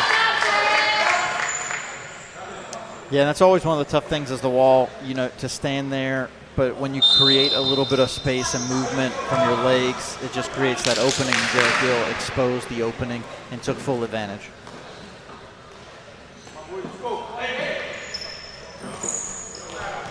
So just 2 goals now, and I think the biggest question is, does that give Capital Futsal some momentum? Because really they had been lacking that this whole half. I'd say without many. I mean, other than that Yeah, one that we just talked that about. build up over like the last minute or two, Capital Futsal has been really putting a lot of pressure on Chicago House, and I think that goes back to what I talked about at halftime as far as them being able to weather those storms and control the game. And they're showing these moments where they're losing control of the match. 2v2 for Chicago House, defended well by Capital, and I think they're going to get a deflection. They will. Quick giveaway, though. Here's Sereno. Connection with Moroccan, not there. It's one of the challenges for Chicago House because the offensive movement and everything for Capital Futsal is really chaotic, and so Chicago House is having to bring in and rein in that chaos to control the flow of the game. And really, for the last 2 or 3 minutes, they've been unsuccessful. Capital Futsal essentially a corner. They give it away. 2v keeper. And did he get his foot caught on his backswing? If we can see a replay of that, it did look like there was. Tough to see there. We'd have to see it one more time. Yeah, it was kind of tough to see from what we had there. I don't know if he got him on the backswing or just after he made that connection, maybe he stepped on his foot.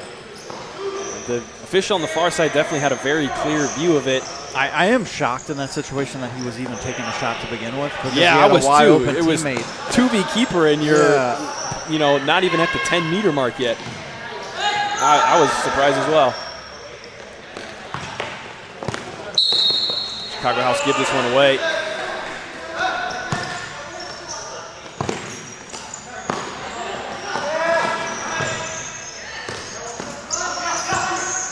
A little ball inside, nearly made it to Telemaque. It's going to be called the restart. I could hear all over here. Miles Telemaque said he just kicked it. Yeah, I have to agree with Miles there. Clearly he did not agree with the official.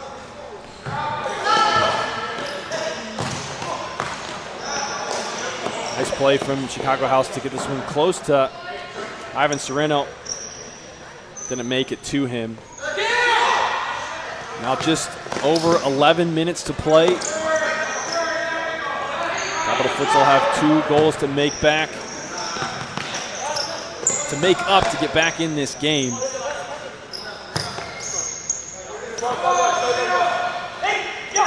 A lot of time to do it, but time goes quick in these shortened games. Perhaps looking for a counterattack here. And they keep it in. Not quite. Lots of effort there from Charles Holt. It's unsuccessful.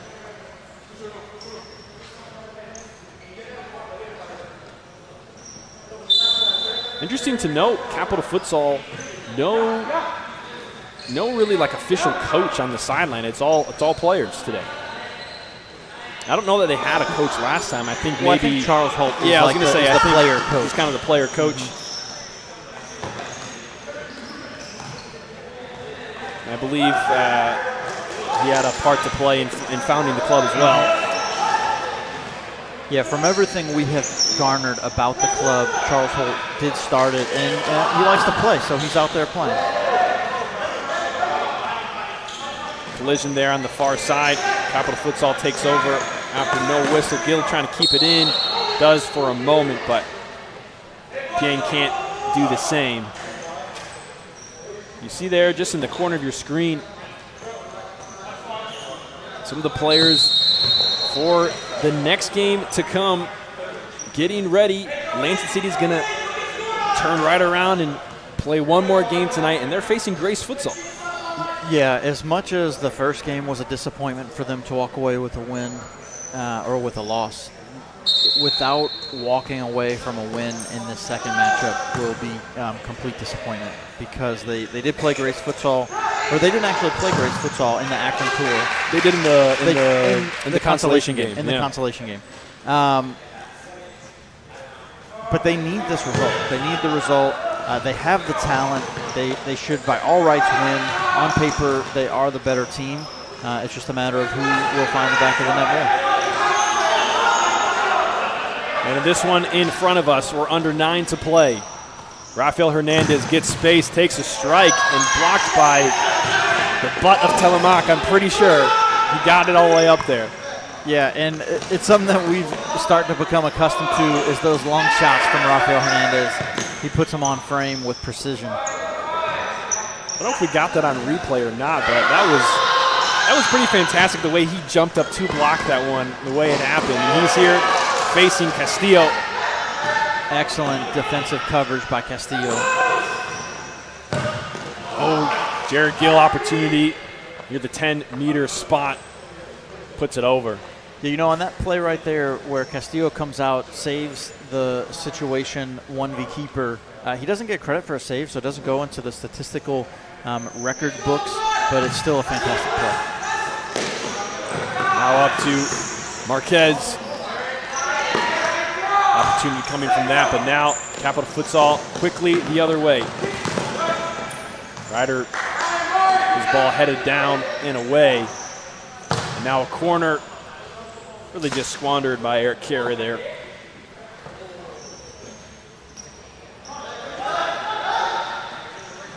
Chicago goes short. Now Hernandez at the helm. Long diagonal, finds Sereno. He goes down, thought maybe there would be a foul, no call. Nice move there from Bugart. Collected by Castillo. What did you see on that play over here? It sure looked like there was some contact. Yeah, I was a little surprised not to call a foul, but it's tough from our angle to see what happened with the contact. It didn't look like he just lost his balance. It looked like there was contact that caused him to fall. 6:42 to play. Giveaway for Chicago House, and Capital Futsal cannot believe that advantage was not played. Yeah, I can't believe it either. Yeah, why not play advantage right there? You literally give Chicago House the benefit for committing the foul, which is exactly why advantage is there to begin with. Yeah. Wow, very surprised at that.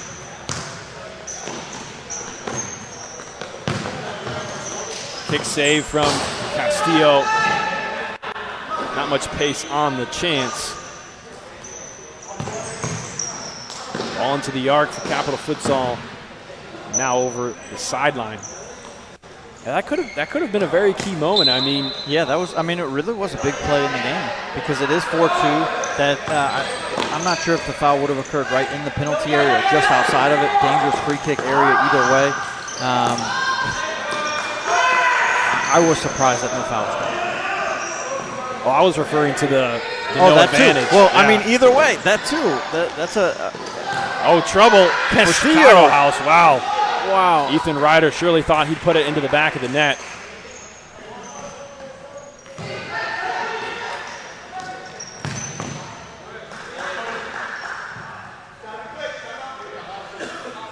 Now just over 5 minutes to go. Here comes the corner. All the way through to the other side, untouched.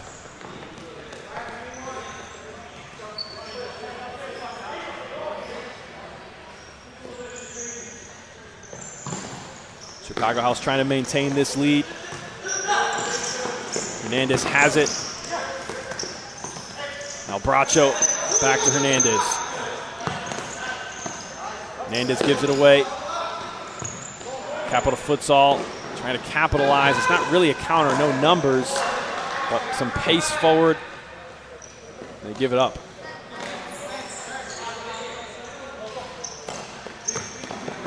Down the line, here's Angel Bracho. Left foot strike, good save from Naya. Really seemed like he kind of made that save harder than it needed to be. He was kind of caught back in his... Yeah, he was not anticipating the shot. Yeah. He was not ready for that to come back post. Corner for Chicago House. In a dangerous position, but no one's there. So Capital Futsal come the other way. Halt leaves it and now gets it back. Back heel into the mix. Castillo takes care of it. Toe poke from Marokin. No trouble for Naya. Now Sereno. He gets taken down. Surely a foul here. We are going to see a caution for Charles Holt. Did he commit the foul? Charles Holt did not commit the foul. Eric Carey did. I was going to say. And it wasn't in humorous fashion either. But Charles Holt was very frustrated with it. Which I would disagree with Charles. That was a foul, and it warranted a call. Here is Hernandez now. His strike, saved by Naya, was not going on frame.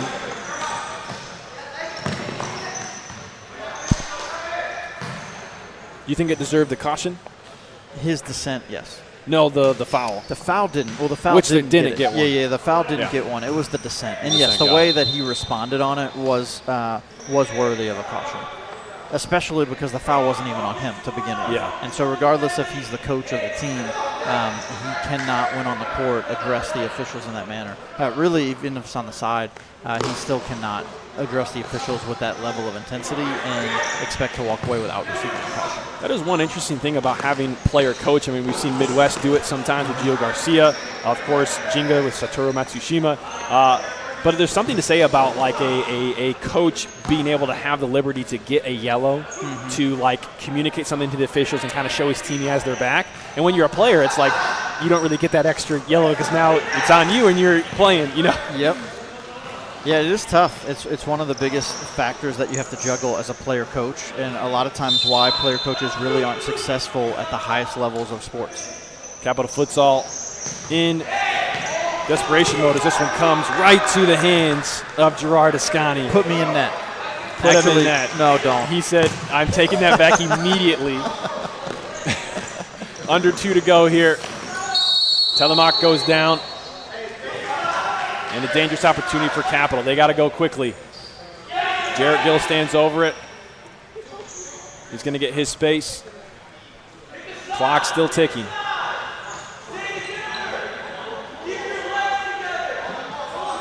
And for a moment, Capital had 5th attacker in. Holt steps over it. Gill with the strike. And he finishes 2 for 2. And he pulls Capital within 1, just over a minute to play. Yeah, a great free kick from Jarrett Gill, but really on this situation, I'm a little confused how they set the wall up here. For him to be able to beat Sergio Castillo to the back post. Yeah, well, it puts us in a very interesting spot. Now it's a 1-goal game, less than a minute to play. Chicago House trying to get another one, but suddenly their somewhat comfortable 2-goal advantage diminishes, and now they got to hang on to keep the 3 points. And Ryder wants to say something about it. Castillo is there. High pressure from Capital now. Jarrett Gill gets possession. Ryder tries to bring it down. He can't. Just over 20 seconds to go. Advantage played, comes back. Foul against Jarrett Gill, and that'll probably take us to the end of the game. They are not going to be quick. Yeah, nobody is going to get the ball. And, sadly, that is how the game is going to end. It's a little bit frustrating with the running clock that it would end like that. Really anticlimactic. Yeah, very anticlimactic. And I think that was some of the frustration that Charles Holt was exclaiming from the bench, for them to call the foul, to play advantage, and then for nobody to go get the ball and just to let the clock run. But you have to wonder, why did nobody from Capital Futsal go get the ball? Why was there no real sense of urgency from them to because you have to in that situation. Right? Like you have to. Just for an opportunity. And it kind of goes into the awareness piece of just of like what the game situation is, what the tournament structure is, what the rules of the tournament are. We're going to take a quick break, send you to our sponsors, and coming up in just a few minutes, Grace Futsal takes the court for the first time, and they face the home squad here of the arena, Lansing City, after their disappointing first outing, a 2-4 loss to Shoreline City. They're going to try to make it up and come back with a win over Grace Futsal, and Grace Futsal trying to make their stand in the showcase in their first action. So take a quick look at the stats from the previous game. Not a lot of time in between games, so we're going to send you to our sponsors. This is the FCS National Showcase. Don't go anywhere.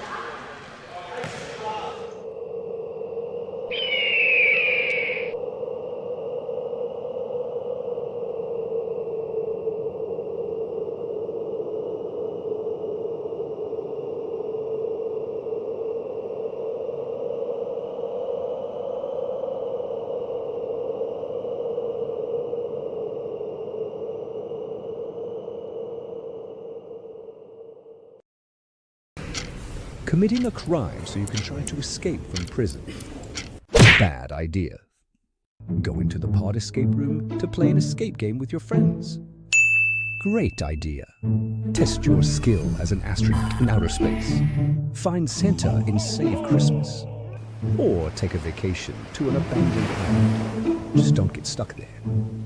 The Pod Escape Room. Learn more at thepodlansing.com.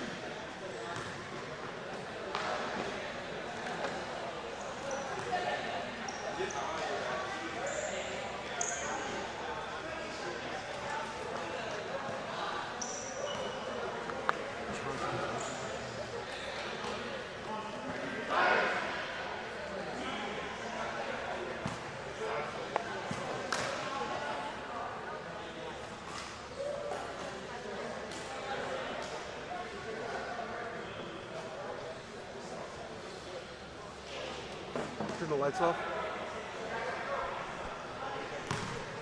Ladies and gentlemen, it's the FCS National Showcase here in Lansing, Michigan. Game number 3, final game of the night. Lansing City Futsal takes on Grace Futsal in a rematch of the Akron Tour Consolation. Lansing City had one game played, has today one game played, and a loss to Shoreline by a score of 2-4. Grace, this is their first action. Gerard, what are you expecting from this match today? You know, I expect to see Lansing City win in convincing fashion. That's my expectation. That was also my expectation in the first match, and we did not see that at all. So it's yet to be seen if we will see that in this second match. Kleppel not in the starting 5 for Lansing City. In his stead is David Saltzman.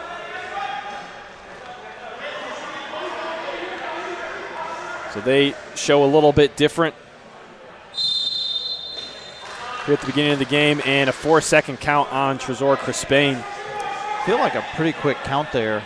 You know, it's one of the challenges. Sometimes you just lose awareness of where the official is in the count, and you just have to pay attention regardless if they're counting fast or slow. Here's Diego Bobadilla with it. Oh, Bobadilla nearly gets it. It's off the post. We have a slight problem with the time. Looks like we're getting it back on track now.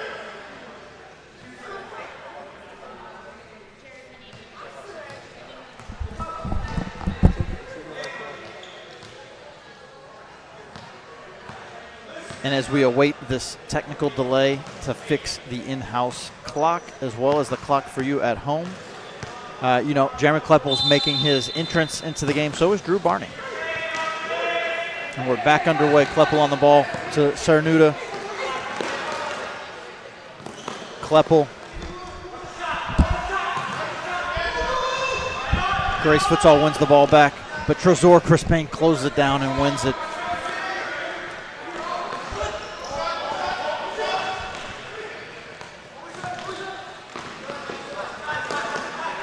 Kleppel up top. He's got Cernuda to his left, gets it to him.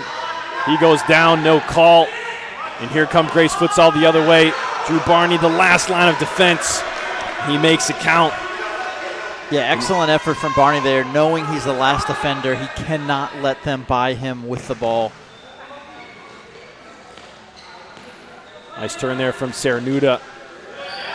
The two number 13s going at it.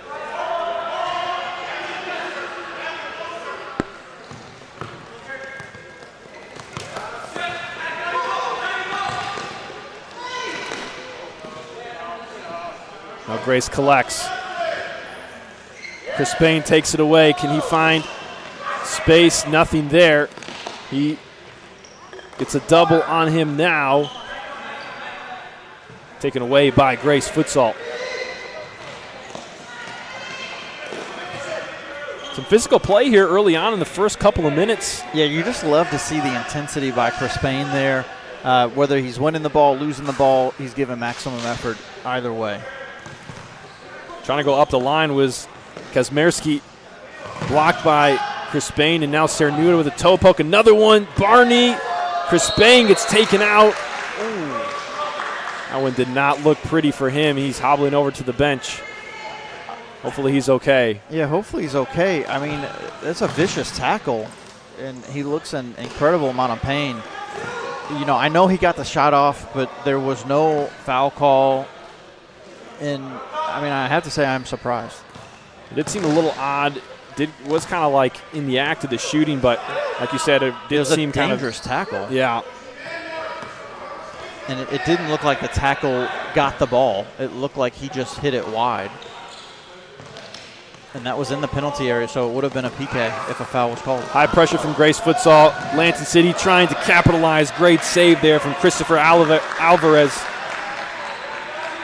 In goal, number 99 in the orange for Grace Futsal as they make their first substitutions of the match. Ivan Tenorio Leyva coming on.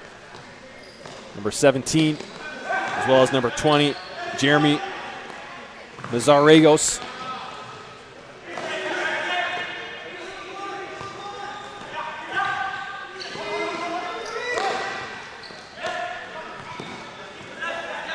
Keeping possession is Grace Futsal. Lansing City slowly increasing the pressure. And Grace give it away.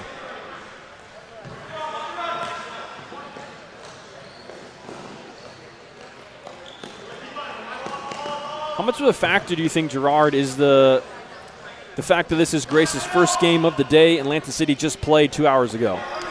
Yeah, well, Grace will be fresher legs, but one of the things we've always seen, or at least in last season, we saw Lansing City often start games slow. I expect them to start a little faster and be quicker in the groove. Ooh, Timblow was almost in the net, trying to get that one in there. And we got shin guards all over the floor. Jack Fisher lost both of his shin guards on that attack. What an effort from him to put that in a position. Unfortunately, Timblow wasn't able to get on the end of it to put it in. Diego Bobadilla into Kleppel. And Kleppel thinks it should be a corner, and he's not going to get it. I didn't see it, did you? It didn't look like it was out on Grace, but I couldn't see if a deflection was made or not. He seemed very surprised, and no one else really was. Fisher with a strike. It's just a little bit over the bar. He's been close. Well, he's having some opportunities. I feel like this summer he's found himself in opportunities kind of like that, and his finishing touch has just not quite been there as of yet. I think he did get a goal on the Akron tour, which was good to see. He did score against Ole Futsal Club as well. Oh, maybe that was the one I was thinking of. Yeah, but that's here. one of the biggest things in the first matchup of the day for Lansing City was they had an incredible amount of shots, but they just weren't on frame. And so, they're just a little wide, a little high. If they can lock that down and get a little more clinical, it's going to be just a barrage of goals. Bobadilla trying to go down the line. Good defense there from number 16. Number 6? 16? That's number 16. That was not a number that they had given us earlier. He has it here again. Grace trying to go forward with pace. And that's what, for those that are not aware, Lansing City was one of the highest scoring teams in all of FCS last season. Oh, wow, look at this. Chris Bain all alone. Good to see him back on the court, but opportunity there. And just like we just talked about, they're creating these opportunities, but just a little wide. Wow, yeah. And there's so many of these opportunities that they had in the first game, and they lost. Cernuda forces Alvarez out of net. Great play from him. Chris Bain trying to go down the line.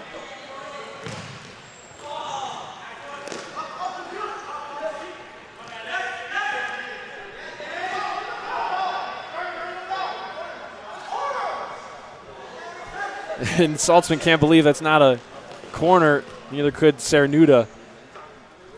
Restart coming from Alvarez. Bobadilla in there, but not enough to take control. Lansing City get it now. Little 1-2 on the outside. Saltzman goes down the line. Juan Perez, number 16 for Grace, kicks that one out. Now Cernuda. Space in the middle. He goes down on the strike. And just speaking of the number of shots, that's Lansing City's 11th shot already, and we're not even 10 minutes into the game. Wow. They certainly have had a lot. This is pretty normal for them. Their story in the FCS this past year has really just been about critical mistakes, either in the back or by the goalkeeping position, and finishing their amount of chances. That's really been kind of the two things. And in so much, that's really what we saw against Shoreline City as well. Just the critical mistakes, and so many of them led to direct goals, and then just so many shots and opportunities that didn't lead in goals for them. Oh, and surely a caution here in retaliation. number 6, Emmanuel Soto Garcia. There was 2 times he went down, expected to see. And it looks like Is that 2? it looks like multiple cautions. I guess I never saw them give it to number 6, but Yeah, surely they did. I'm not 100% certain that it's 2 cautions. It did look like it was 2. For But number surely- 6 and 16. Yeah, that's kind of what it seemed like. Lansing City with a nice attack there. Tim Blow, point blank, blocked by Chris Alvarez. Yeah, really fantastic set piece to create that opportunity. Kleppel now at the point. Space, 3 defenders right there. And it's blocked by Soto Garcia.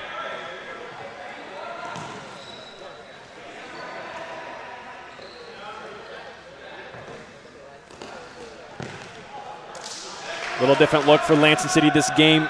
Drew Barney, Jack Fisher, Jonah Timblow with Jeremy Kleppel this time. And Barney steps up to take that one. 3 Grace defenders there. He loses it in the midst of them. Little toe poke looking for some space through, and Pierce collects it. Kleppel up to Timblow, and he knows that he did not handle that one the way he should have.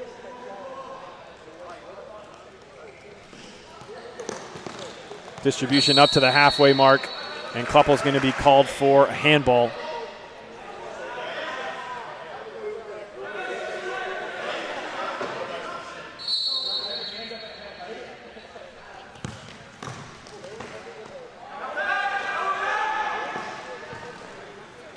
Here comes Lansing City. Back post is Barney. He doesn't get it. Timblow was looking his direction. Not there. Here comes Logan Erickson. His ball all the way to Josh Pierce.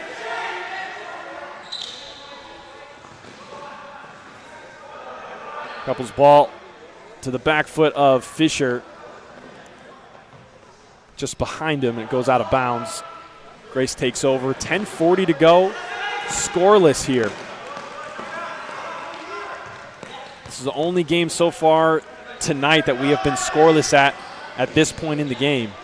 And it's not without an effort on goal for Lansing City, that's for sure. Have been some good chances.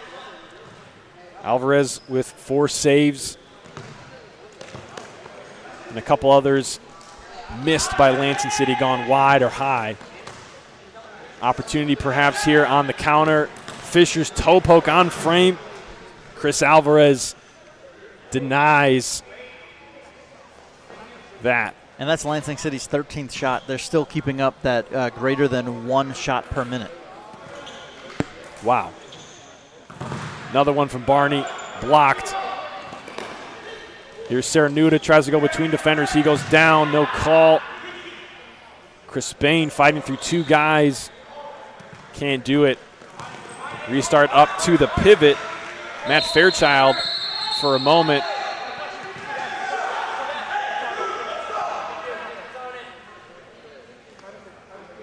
And correction on the call here on the near side. Bobadilla with the strike. Alvarez in the right position. Corner for Lansing City upcoming.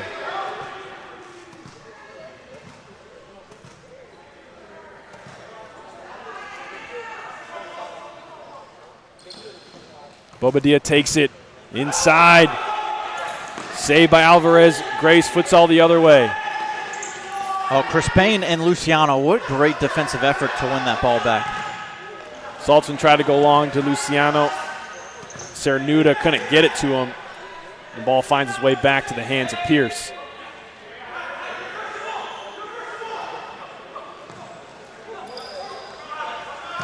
Bobadilla to Chris Bain. He turns. Nice one. He has Saltzman. He beats. Alvarez left in the dust, and Trezor Crispane with some flair puts goal number 1 in for Lansing City. Wow, Chris Payne, you know, he is showing everything that Lansing City missed without him while he was out on injury, but he's showing to be fully recovered and healthy.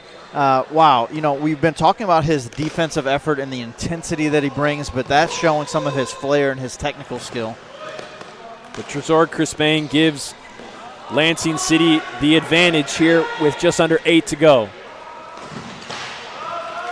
Attack from Gavin McTavish finds the outside of the net.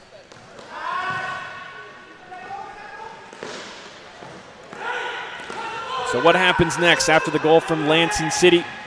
Do they continue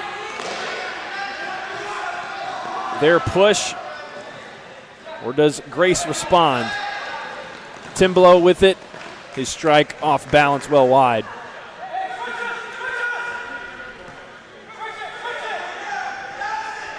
Restart coming from Chris Alvarez. He stays in his defending half. Up the line and left. Kept in by Fisher. About 5 headers in a row there. I don't see that every day. Very unusual in futsal to see the ball stay in the air that long. The ball in futsal is meant to stay on the ground. It wants to come down. If you've ever played futsal, it definitely feels that way. It feels like it's falling faster.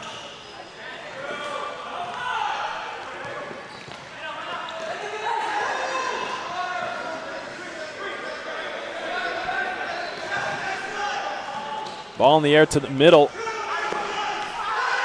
And down goes Fisher. Was that a slide there? Yeah, it was kind of interesting. He gets a caution there. I mean, we did have a really terrible angle from where we're sitting at. Again. To see. Oh, yeah. I mean, he just absolutely went down and took out the back legs. I mean, very unnecessary play and dangerous. Yeah, but it kind of looked like Jack Fisher was kind of going backwards into him as well. Yeah, I mean, he was kind of shielding. I wouldn't say he was going into him. It really looked like he took out his back legs. And Kleppel's shot goes wide. And I can tell he's not happy with the contact that he got.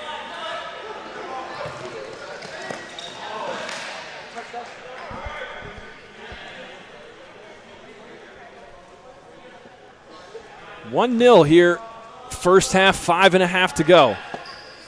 Direct into Crispin. Great save on the 1v1 from Alvarez. Would have thought maybe he would have challenged him a little bit more. Yeah, I would have thought. I think so. maybe just I think it's just a bad shot just right at the keeper, really, because you put that in a corner and then you're in there. Yeah, I mean, and you know, as much as Crispin's having such a positive impact, this is only his first action since coming back from injury. It's great to see him on the floor for Lansing City. Pierce restarts to Bobadilla. Challenged by Kazmierski. Bobadilla can't continue that possession. Turnover. And Gavin McTavish sends it well over the net. We're seeing that a lot from Grace. It kind of feels like they're playing frantically. I don't know if you would agree, but it feels like they're playing very fast. So we see Bobadilla hit the ground. Yeah, I would agree. Just out of control, I think, is a good phrase for how they're playing. See that foul once again. Double came over. Pretty heavy on the body there. Bobadilla takes an opportunity. Blocked by the Grace defense. Here comes Cernuda around the top. His try blocked. Saltzman lets it go out for a kick-in.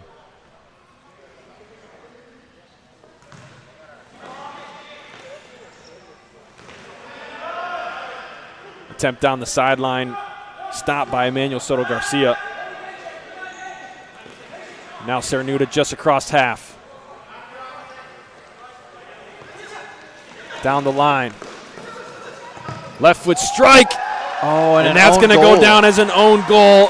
Jeremy Mazarregos is the last one it touches before it hits the back of the net. Yeah, really excellent effort from Luciano just to put pressure, but you can't miss what Tresor Crispin's impact on that play is, just really putting pressure in the penalty area as he's done really all night.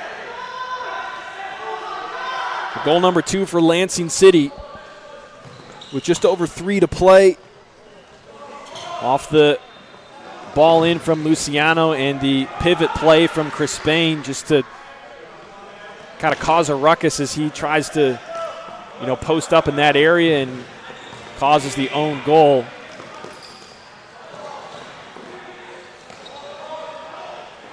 And how crazy is it that out of all the shots Atlanta City has taken, and out of their 2 goals, one of them was an own goal. It wasn't even a shout from them.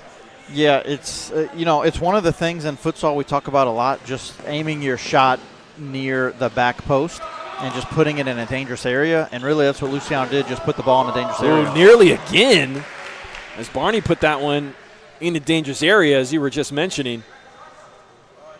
But yeah, and for those keeping track at home, we now have 23 shots by Lansing City. 23 shots in a 22-minute running clock game, or half, I should say.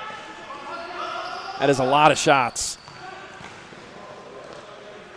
That one cleared out over the fence. We're going to need another ball here. And it's really not surprising. We saw that a lot out of Lansing City last season. They just put themselves in positions to take a lot of shots, and it's just a matter of them becoming a little bit more clinical and really seeing the goal tally rise substantially. Did he keep that in? He did. For a moment there, thought Chris Alvarez might have made a mistake. And that's going to be touch number 2, Lansing City with an indirect free kick at the top of the arc.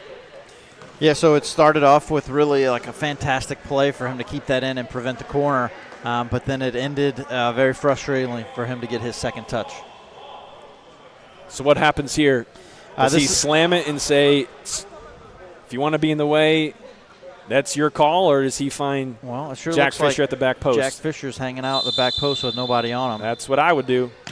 Oh, Kleppel says, I saw Rafael Hernandez take a shot from about that distance, and you didn't see it go in the back of the net, and he said, I will see that, maybe raise it 1 or 2. One hit the back of the net like lightning. See you later. Wouldn't want to be in front of that one. Not at all. And it's one of those plays where you almost wonder if it would have been better for them just to get out of the way to let it go in untouched, because that's an indirect kick. Exactly. And so because it touched somebody, that was it. Yep. If they let that go, that's no goal. Final 20 seconds to play. Lansing City does have a corner. Can they put another one away in the final seconds of the first half? Comes all the way up to Kleppel. He's pressured heavy. And now we're in the final 10 seconds. Last chance for Lansing. Ball into the middle was right there for Timblow. Connection just not quite there. And so we end half number 1. Lansing City 3, Grace Futsal at a 0. What are your thoughts on that first half, Gerard? Well, the first thought as we're ending is we have for Grace Futsal, Emmanuel Soto Garcia. He's down. He just took one of Jeremy Kleppel's shots to the chest. And, those are painful. You look at that graphic right there, 26 shots from Lansing City. And that's in a 22-minute running clock half against 3 shots to Grace Futsal. It just shows Lansing City was in complete control of that half and really just putting a barrage of shots, which we've really grown accustomed to that. Like, that's one of the things that we expect out of Lansing City. We expect them to control the flow of games. We expect them to take lots of shots. One of the things that they still have yet to really be successful with doing is creating a high level of conversion on the shots that they're taking. They certainly have had their fair amount of shots, and one of their goals was an own goal from Grace Futsal. And that's how the first half wraps up. We're going to take a quick break. This is the Futsal Champions Series National Showcase on FCS Live. Don't go anywhere.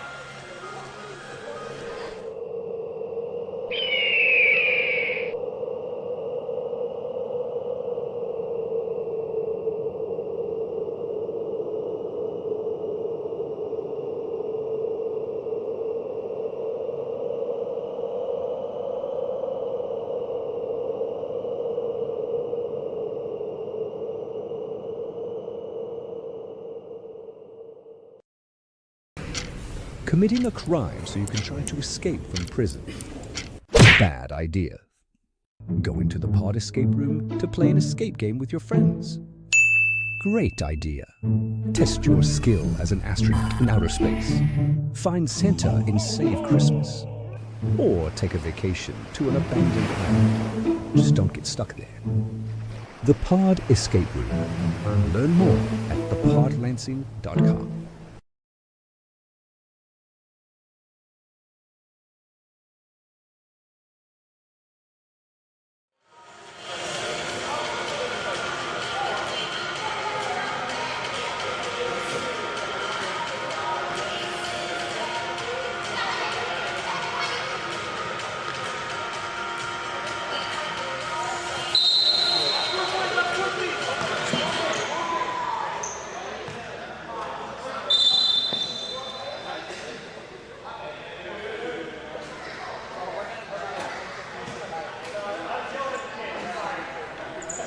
Ladies and gentlemen, welcome back to Lansing City Arena.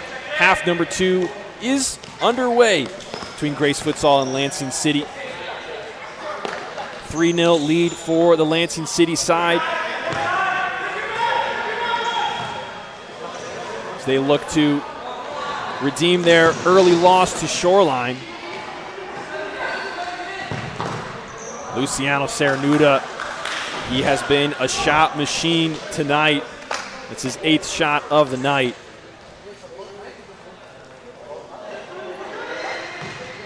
Off the corner kick, here he goes again. That one well high.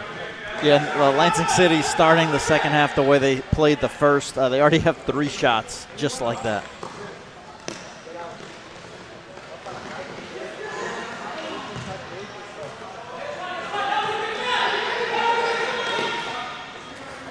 Bobadilla tried to go down the sideline. A missed touch from him.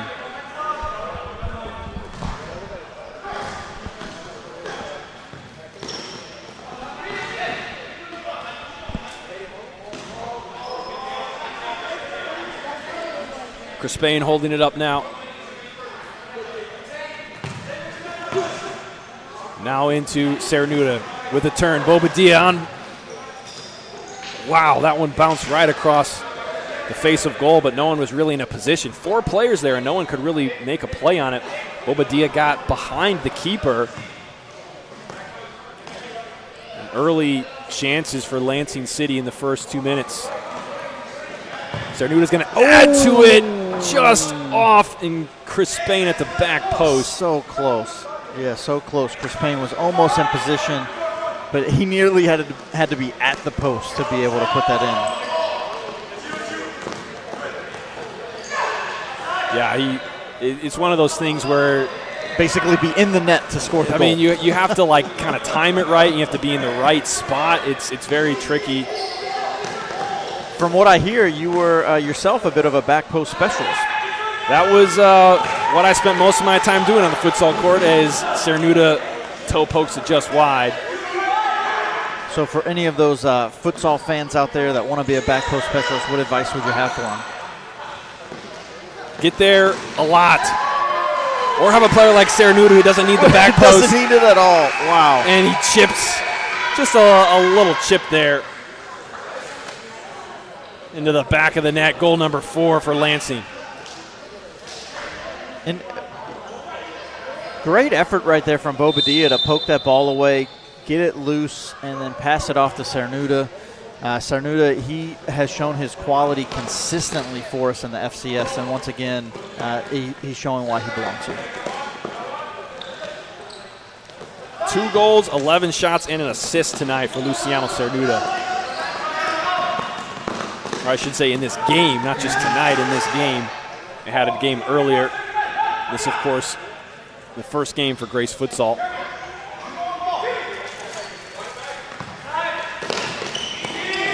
Chip to Barney, he can't quite settle it, and goes up high. Pierce reaching over the bar. Could have let that one go, but I mean, it is tricky when you're in that spot. His head touches the crossbar just about when he stands up.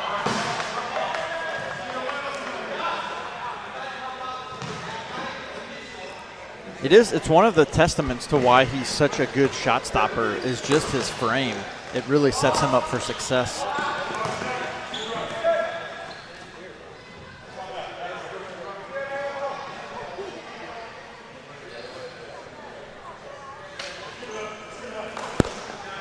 Grace Futsal restarts play.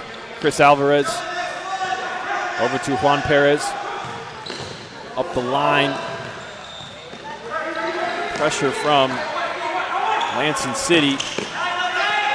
Grace handling it for now, and Fisher finally steps in. Really surprised to see no foul there with contact really from the front and the back on Jack Fisher.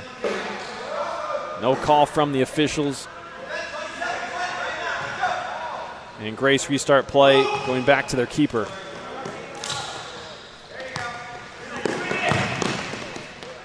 Cleared out by Luciano Cernuda.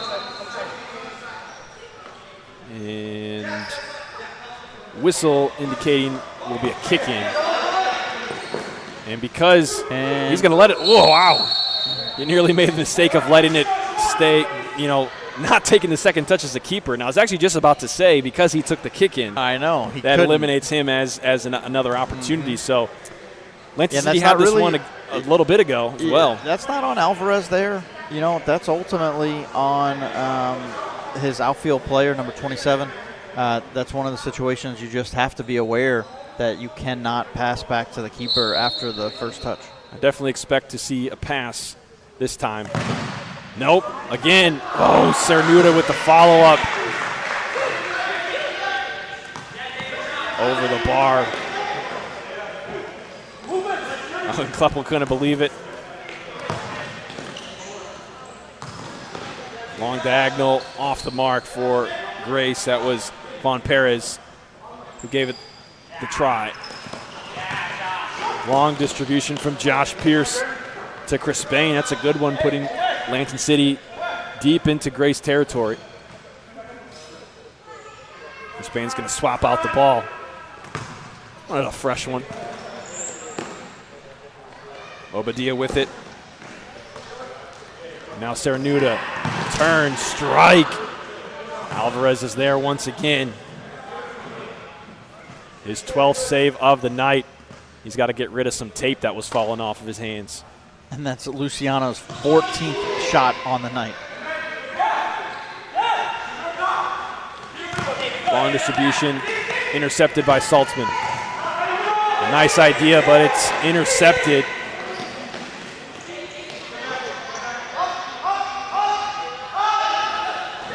And no attack for Grace. Albobadia with Chris Spain.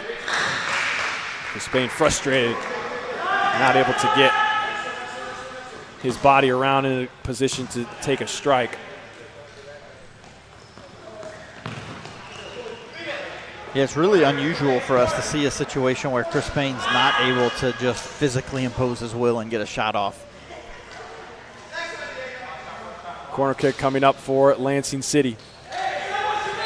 Perfectly placed by the ball boy. Couple finds Cernuda. Cernuda looking for space. He's got Bobadilla in support. Now finds Kleppel. It's back to Cernuda. Two players towards the middle of the court. Passes through them to Chris Spain. Now Bobadilla.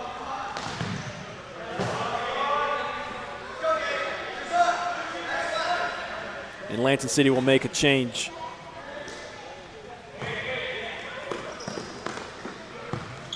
Guess Cernuda and Chris Spain wanted to stay on the floor a little bit longer. Two subs waiting for them.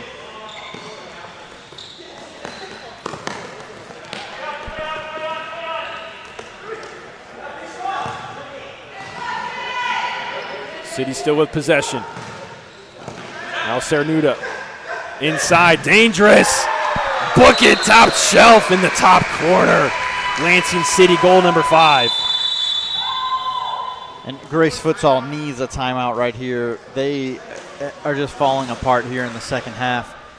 Wow, but it's what are you supposed to do with Luciano right there? Well, you can't let him get Can't let him do that. You Yeah, can't let him there. get to that space. I mean, he just shows how strong he is. Just he can physically impose his will on the opponent, and then you match that with his technical skill, and it just really creates some favorable matchups for him, no matter what he's doing or when he's playing. And so he's got 2 goals, an assist. We also attributed the own goal to him. So you're looking at 4 of the goals were created by Luciano Cernuda tonight. Good moment to shout out our sponsor of FCS Live.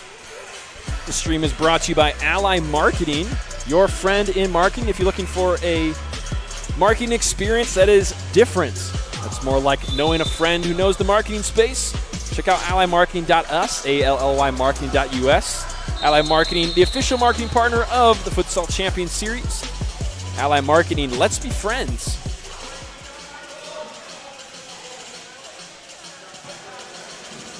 And one of the things that is important to consider right now for Lansing City is that because they lost the first match, if we go ahead and assume that they're going to walk away with the W in this match right here, they will have 3 points.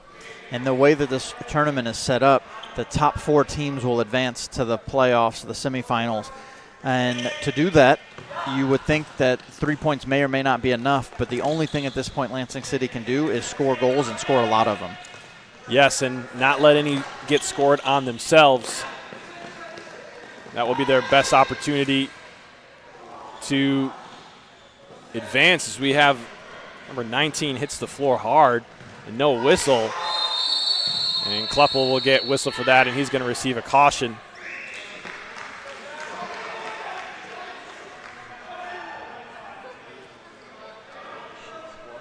He had a couple of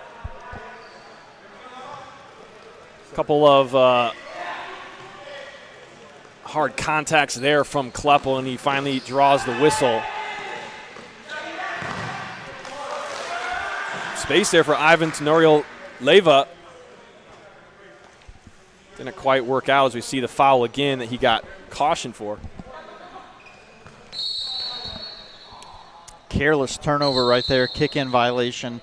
And as we talk about the results of the round robin, points is the first decider for who moves forward. But as we look at tiebreakers, if people are tied with points, it would be head-to-head results between the 2 teams tied. Whoa, Jack Fisher knows that he got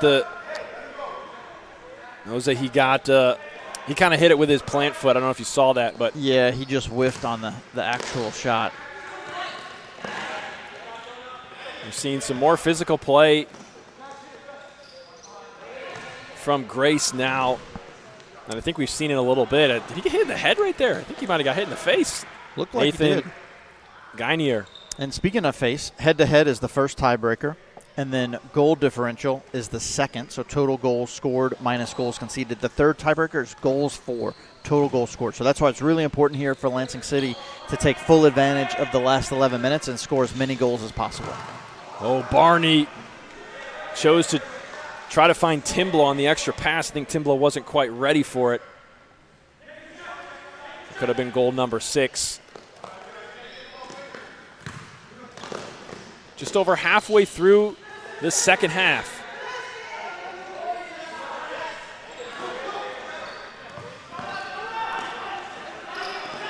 Soto Garcia pressured by Barney. He keeps it for the time being. Barney sends him out of bounds. And Lansing City gets another foul in this half. Just the second called for either side.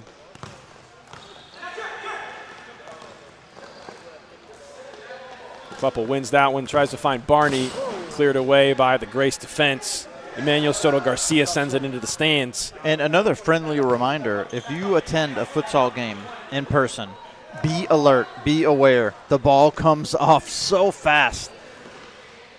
It certainly does. It had some excitement. We've had our fair share of a few coming in. Lansing City finding Barney at the back post. Saltzman on the assist. Drew Barney gets goal number 6 for Lansing. Speaking of excitement, Drew Barney understanding where to run on that. David Saltzman, great pass. Really excellent job. We were talking about that earlier where you said as a back post specialist really making those runs to the back post and doing it early and often, and we see Drew Barney doing the same right there, taking advantage of the opening that Grace Futsal left him. So 6-0 now. Try to the near post. Jeremy Mazarregos goes wide. And now the long distribution to Bobadilla. He was all alone, took some time to collect it. Now up to Chris Spain, holding it up back to goal. He goes back to Cernuda. Cernuda beats one. Takes a strike, blocked by Alvarez. And Cernuda gets whistled for the foul against Grace.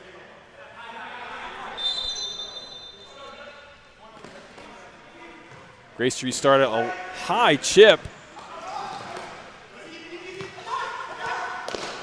Did it take a touch? Ref officials are going to say it takes a touch.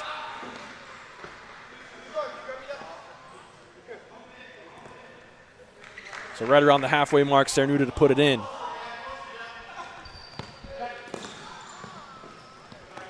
Cernuda down the line. Beats McTavish. A strike off the near post. Chris Spain wanted the ball, wanted a pass.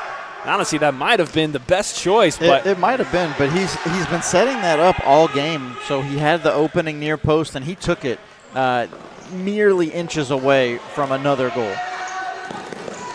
Bobadilla takes away that opportunity, tries to go right back. It's not there, but Saltzman will maintain possession for Lansing City in a kick, and here's that try to the near post, ringing off that bar.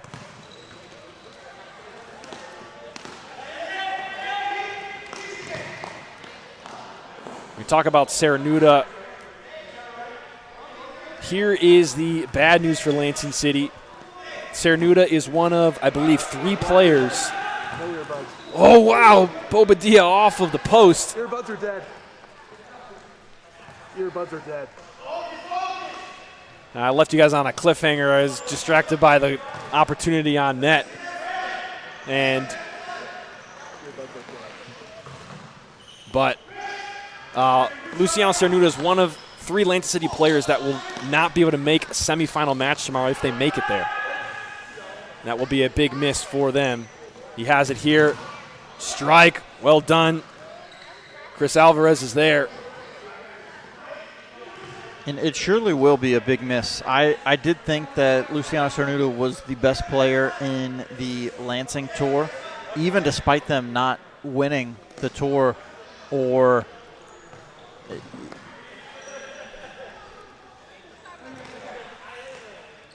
really really doing much after the playoffs, right? And it's one of the things that he's shown that again today, the impact that he can have on a match. So missing him, if they do make the playoffs, would be a huge loss. Cut inside, left foot strike for Barney, collected by Chris Alvarez. 16 saves on the night for him. Couple wins this one. Slide tackle from behind, clean. Bobadilla collects now, drawing out CJ Kazmierski. Now to the other side. Barney working with Fisher, gets it back. Can he keep it in? He does. Up high, and Timblow giving everything for that one. Timblow flying into the net like Spider-Man. Look at that. That was amazing. He wanted that 7th goal. He did. Perhaps Lansing City can get it here.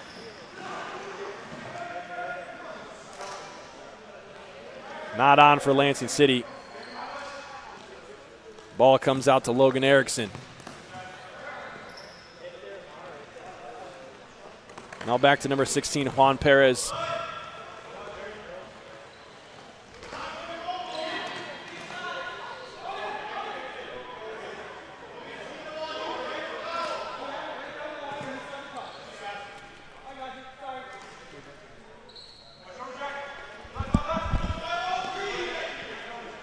Oh, 4-second count for Alvarez. That's one of the things we've talked about this a number of times, just the awareness of what is happening with the officials and their count. You have to know when that 4-second count is coming close, because now you just set yourself up for a very dangerous situation. Anytime Kleppel is on the end of the ball in a free kick situation is not an attractive option for any goalkeeper, regardless if it's indirect or not. And here we go again for the third time.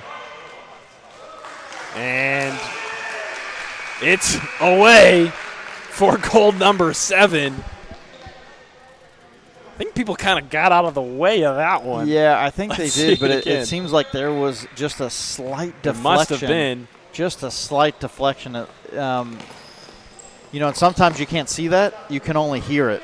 And it sounds like the officials heard the contact. Yeah. It probably hit a jersey on the way through. And no complaint from the Grace side. So you got to think that. Honestly, I don't know if they knew it was indirect. I mean, maybe not. I don't know. Official does have his hand up like this. It's the same, it's the same signal as it is an outdoor. It is. But it could be one of those things. A lot things. of times they just don't look, because it didn't look like anybody accepted responsibility for being hit by the ball. Yeah. And so if nobody knows that they got hit by it and they don't say anything, then my assumption is that they didn't know it was indirect.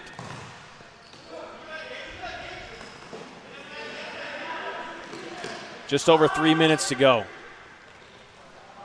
Lansing City with 7, and they want to keep climbing to get this goal differential more in their favor.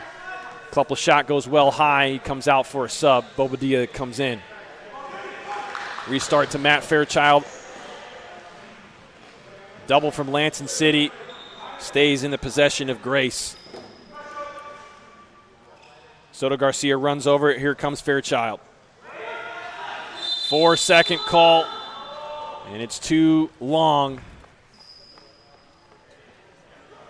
Some of that futsal inexperience that we've talked about a little bit showing for Grace futsal. Cernuda with space. Inside the 10-meter mark, left foot strike blocked by number 19. Might be Gage Ingersoll, if I had to guess. Chris Spain with an opportunity. Dribbles it out of bounds. Under 2 to go. And this is a tough position if you're Grace futsal. You're down 7. There's really no way back in the game. And you're just kind of trying to find a way to make some kind of an impact. Maybe try to get a chance in on goal. They haven't really had too many of those, especially in this half. No, very few all game. Another one. Whoa.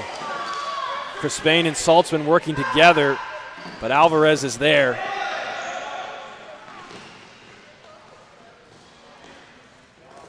Can Cernuda get by? He does. Thought maybe he got fouled. No call. 60 seconds on the clock. And that is the 7th shot for Grace all game. The 7th shot all 7th. game. Wow.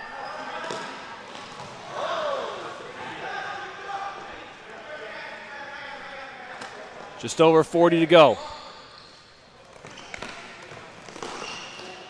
Big chip into the middle. Fisher can't bring it down, but he steps in. Can he win it? Stays with it. Goes down for a second, and he's going to get the whistle. Oh, very interesting not to play advantage there, especially the way Jack Fisher played through the contact, won the ball, kept going. He actually scored right there. So if the official just delays his whistle by a half a second. The goalkeeper did kind of stop. We saw in the replay, Alvarez didn't really make an attempt on the save. Have to think that would be different. Kleppel's try misses the mark, and now 3 seconds, 2 seconds, 1. And this one is over. Lansing City put a whopping 7 goals up against Grace futsal in their second match. And Grace looks to come back tomorrow and rebound from this. They'll certainly need a positive result and possibly some goals of their own as we take a look at the stats. 51 shots for Lansing City. Only 7 for Grace, and there was 2 players for Lansing City that outshot the entire team of Grace. It's really tough to make an effort on the scoreboard with that few chances. A lot of saves from Chris Alvarez. He was no stranger to that tonight. No, but Lansing City needed it. They needed the win. They needed the definitely goals. needed that. They needed the goals as well. And this was, they don't have another opportunity in the round robin to advance. This was so important for them to walk away with 3 points. And for them to score 7 goals, at least now they have a +5 goal differential. So that's a pretty solid goal differential. Yeah. And it really just depends now what happens with the rest of the teams. And will they be able to forge their way into the playoffs? Again, the top 4 teams advance.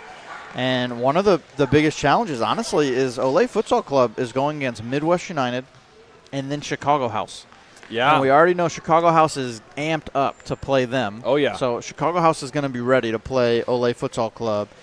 And Midwest United always comes ready for Olay Futsal Club. So there's a chance that either Olay or Midwest don't even make the playoffs because of how all of the teams play together in this round robin. Because if Midwest lose to Olay, then Midwest has to win at Capital, and it's going to be goal differential that determines if they get in. And then vice versa, if Olay does not beat Midwest, Olay will have to win against Chicago House, and it'll be goal differential that decides it. So, by noon tomorrow, it's going to be wild to figure out who's going to get in and who's not. And it could come down to literally some of these last goals that they make or don't make in the game. Yeah, there's several ways I think this can get a little bit crazy, especially if there's many teams that are 1-1. With, of course, these 7 teams that you see on your screen as a part of the showcase. 2 teams that have not played yet. That's Midwest United and Olay, and we'll talk about them in a second. But because of the 7 teams, you don't have 2 clear-cut groups. So there is a lot, some crazy stuff that can happen. This is interesting. So coming in, we knew nothing about Shoreline today. They looked pretty impressive, but again, it was just moments. And then in the next match, they're without Aldoni Mendez, who was a huge asset to them. Yeah, he absolutely was. They're going to miss him, but they are playing Grace Futsal. And we just saw Grace Futsal not really showing any competitive futsal whatsoever against Lansing City. If they come out the same way that they did against Lansing City and Shoreline walks away with it, Shoreline's got 6 points and is a lock for the top 4. They're in. Yep. And then they get Aldoni back because he only has to sit out 1 game for the red card. Yeah. So that's going to be a key match. Of course, Grace will need a result in that game to have an opportunity to advance. And if Shoreline gets in, that means one of Olay, Midwest, Chicago House, or Lansing City is not in. And that is shocking. Yeah. To think before the showcase starts that one of those 4 teams is not in, and you're like, and this is just a round robin? Yeah. Man, it's going to be tough. So I'm anticipating those last 2 matchups tomorrow, Olay against Chicago House and Midwest against Capital Futsal, really being the determining matches of who's going to get in. Well, that's all the action we have for you tonight, but there is one game that we want to point out to you.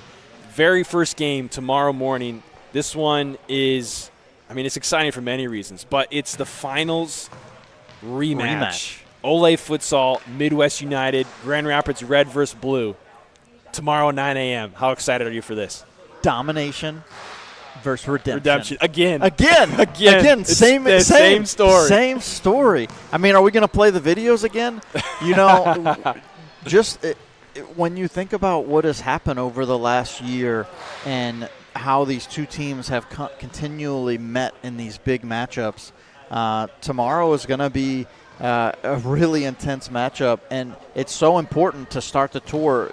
Both of these teams, the only thing that is a measure of success walking away from the showcase is winning the whole thing. And if whichever team walks away dropping points in that matchup tomorrow, it's going to make it very hard for them to advance in the tournament. So that is tomorrow at 9 a.m. And our day is done for the night.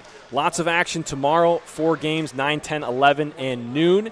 And then a break until the semifinals that are going to be, I believe, at 6:15. So after those first 4, we're going to full game format. And I'm really excited for that, to see these teams playing in the full regulation games. And that's all to come tomorrow, so make sure you tune in right here on the YouTube channel, FCS Live. We bring you the action all day long, and the semifinals, and, of course, the final on Sunday. Well, that'll do it. I'm Jared Klepp, along with Gerard Ascani from all of the team here and the production team here and elsewhere. Thank you so much for tuning in, and we'll see you guys bright and early tomorrow. Good night.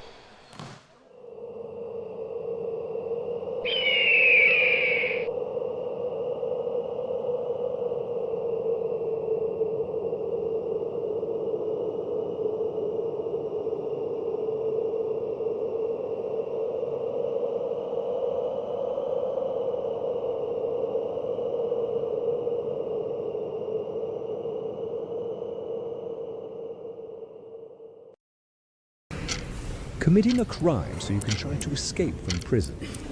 Bad idea. Going to the pod escape room to play an escape game with your friends. Great idea.